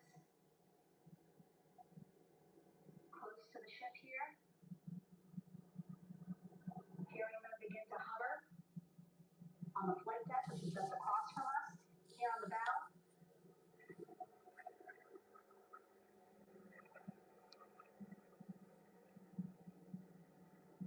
First helicopter coming in.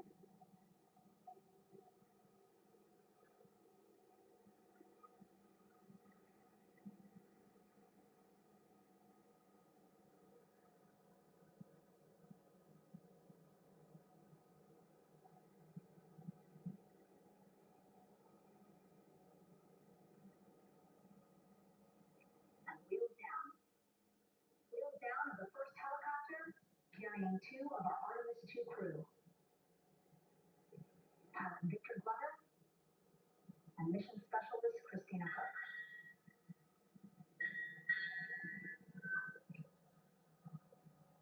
201 on deck reported on the recovery loop. Again, the mission ROs that the recovery team are using here to communicate with one another. And an announcement just made on the ship, integrity incoming. 2 more helicopters on their way to the flight deck, one carrying the crew, the other, one of our imagery helicopters. Again, kudos to our imagery and aerial teams for getting us these beautiful views of history in the making. Set amid a gorgeous, soon-to-be sunset here in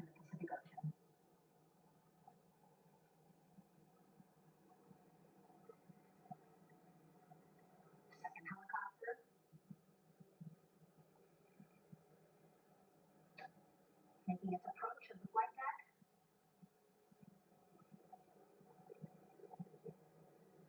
Plenty of people here on the bow with their cell phones out, filming this moment.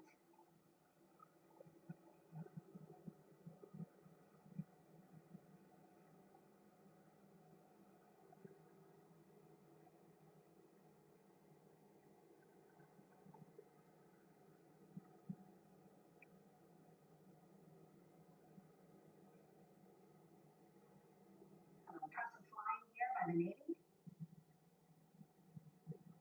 as we are seconds away from wheels down. And there you go. We now have all 4 Artemis II crew members on the USS John P. Murtha.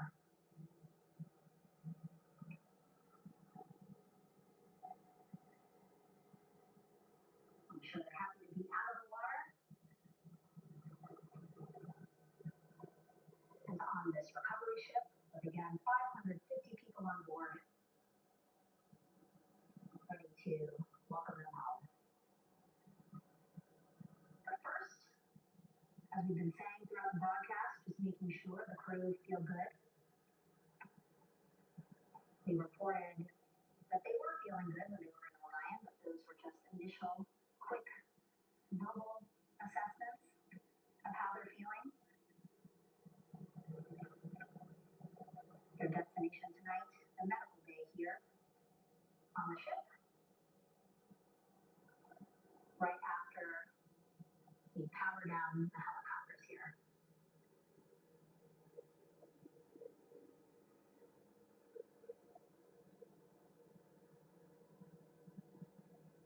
The team on the flight deck working quickly but methodically.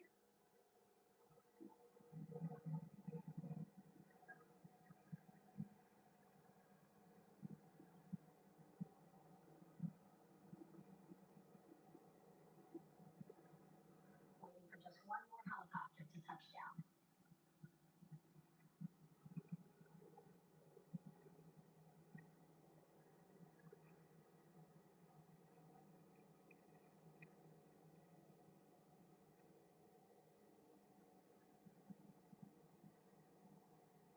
Very limited personnel here on the flight deck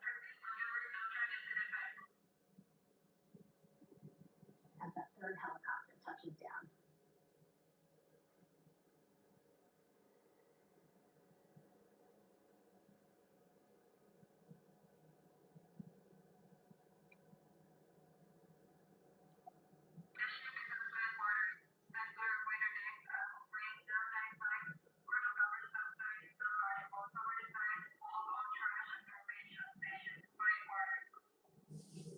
Well, just a few folks on the flight deck itself. There are tons more on some upper decks.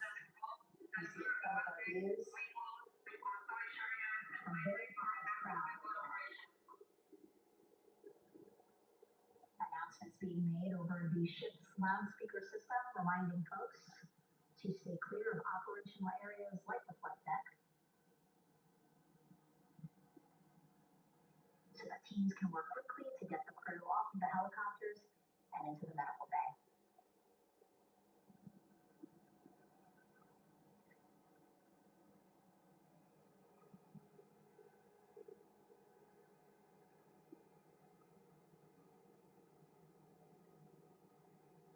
Splashdown today, 5:06 p.m. Pacific time. We are within 2 hours of the splashdown time, and already we have all 4 crew members on the flight deck of the USS John P. Murtha.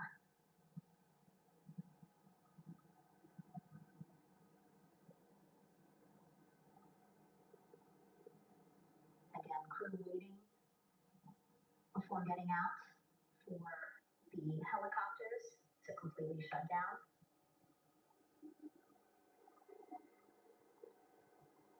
Safety, of course, very important to NASA and the U.S. military.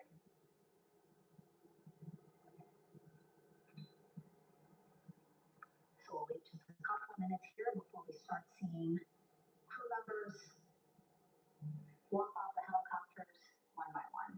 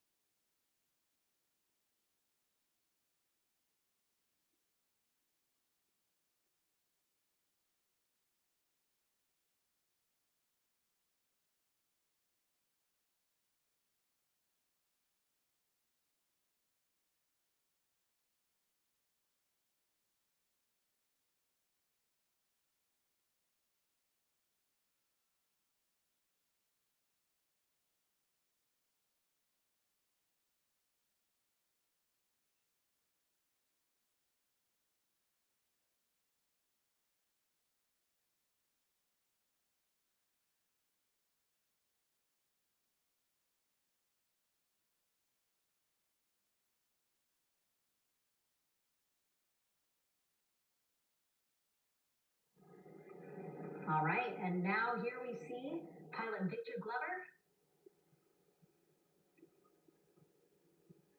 and mission specialist Christina Cook sitting on the edge of one of the helicopters, looking in great spirits. That familiar smile and laugh from Victor, I can see it from here. Christina, I'm sure feeling the same way, just blocked a little bit by our camera here, but we'll see her here shortly. A photographer taking their pictures.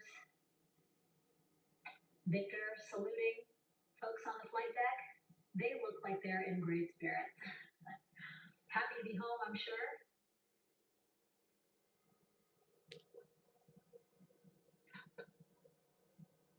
If you're sitting at home, I hope you too are wondering, what would you want to ask them if you got a chance to talk to them? Because that is what I'm thinking about. Getting the opportunity to talk to or ask questions of these 4 astronauts who just made history as the first crew to return to the moon since 1972.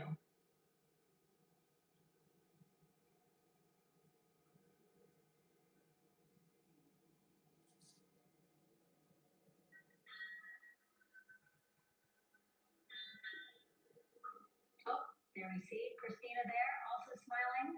I'm appearing out waving at the cameras. Hello to you too, Christina, yes? Welcome back. Welcome, welcome home. A loudspeaker announcement on the ship saying, "Welcome home, integrity."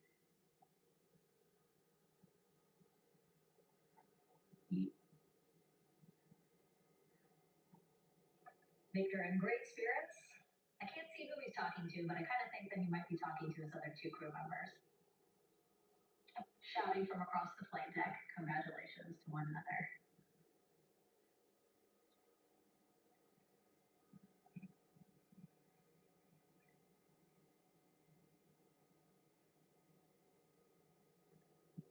And so now we see some Navy personnel walking up to the helicopter.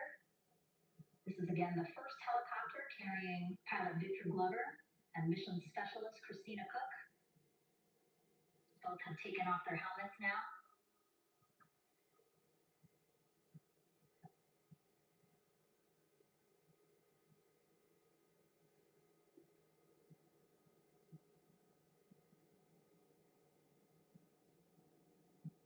Some pictures, video to catalog this historic moment. A beautiful sunset just behind them here in the Pacific Ocean. Golden hour. These pictures will be beautiful.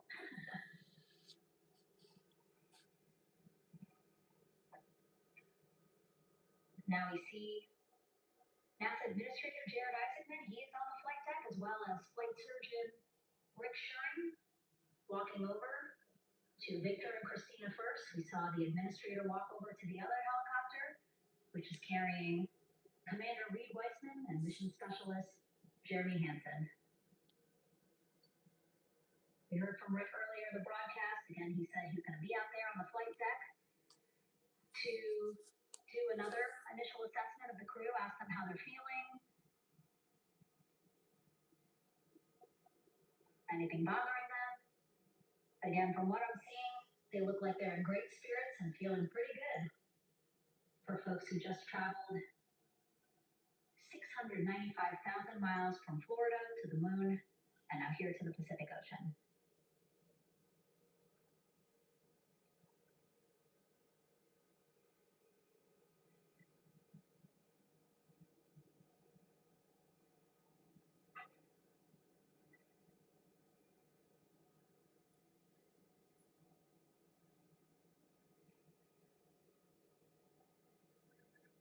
We're now seeing NASA Administrator Jared Isaacman walking across the flight deck. He had been talking to Reed and Jeremy, now approaching Victor and Christina. A hug from Victor, a hug from Christina. What a moment that we're getting to experience together.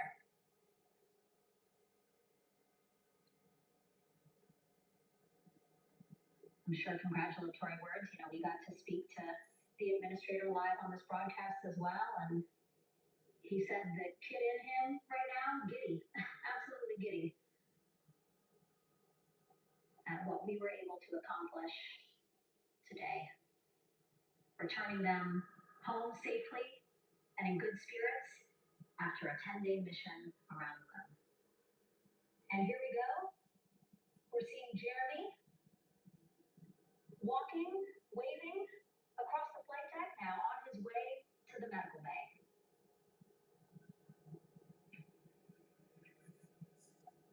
It's a short walk, less than a minute. Again, that's why the recovery team decided to use helicopters to get them on the flight deck for that short walk to medical bay. And now on the flight deck, we see the chief of the astronaut office, Scott Tingle, Rick Shine, switching places. He's going over to the other helicopter. Big hugs from Victor, Christina, to Scott. Again, gorgeous sunset, setting the stage for this recovery tonight.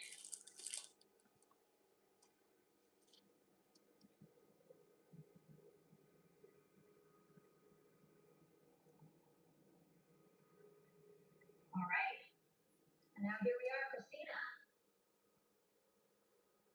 making her way, looking thankful, grateful, happy to be home.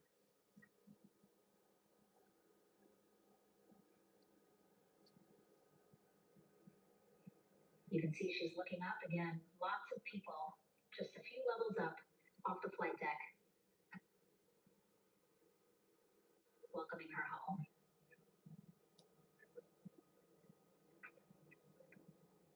Scott holding the door like a gentleman, but back on his way to the other crew still on the flight deck.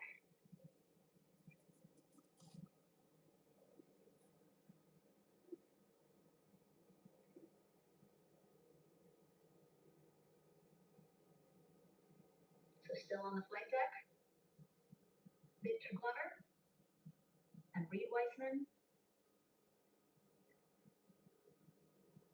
It looks like Victor will be the next one headed to medical bay. More hugs, more hugs. He's a hugger.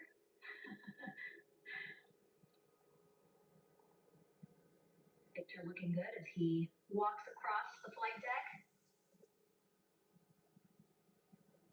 NASA administrator applauding.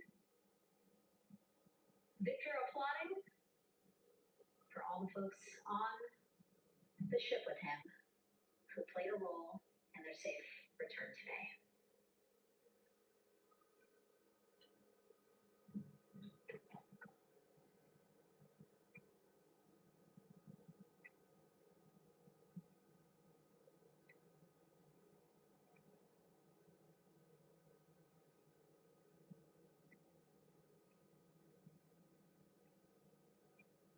And finally, just one Artemis II crew member left on the flight deck, Commander Reed Weissman.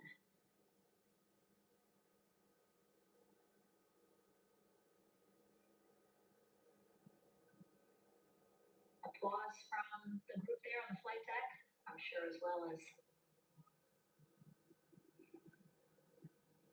on the level just above them, packed with people.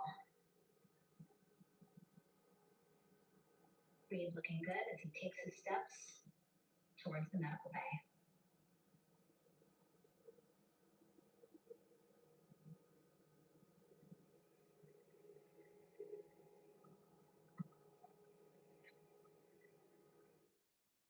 There are 4 Artemis II crew members back on the ship. Again, now they will head into medical bay, where they will be assessed by flight surgeons from both NASA as well as the Canadian Space Agency. A more in-depth assessment.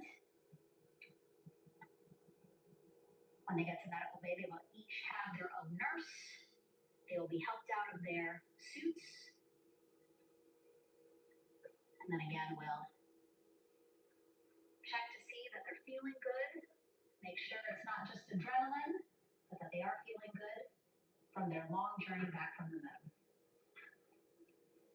Beautiful shot of that sunset. illuminating our flight deck.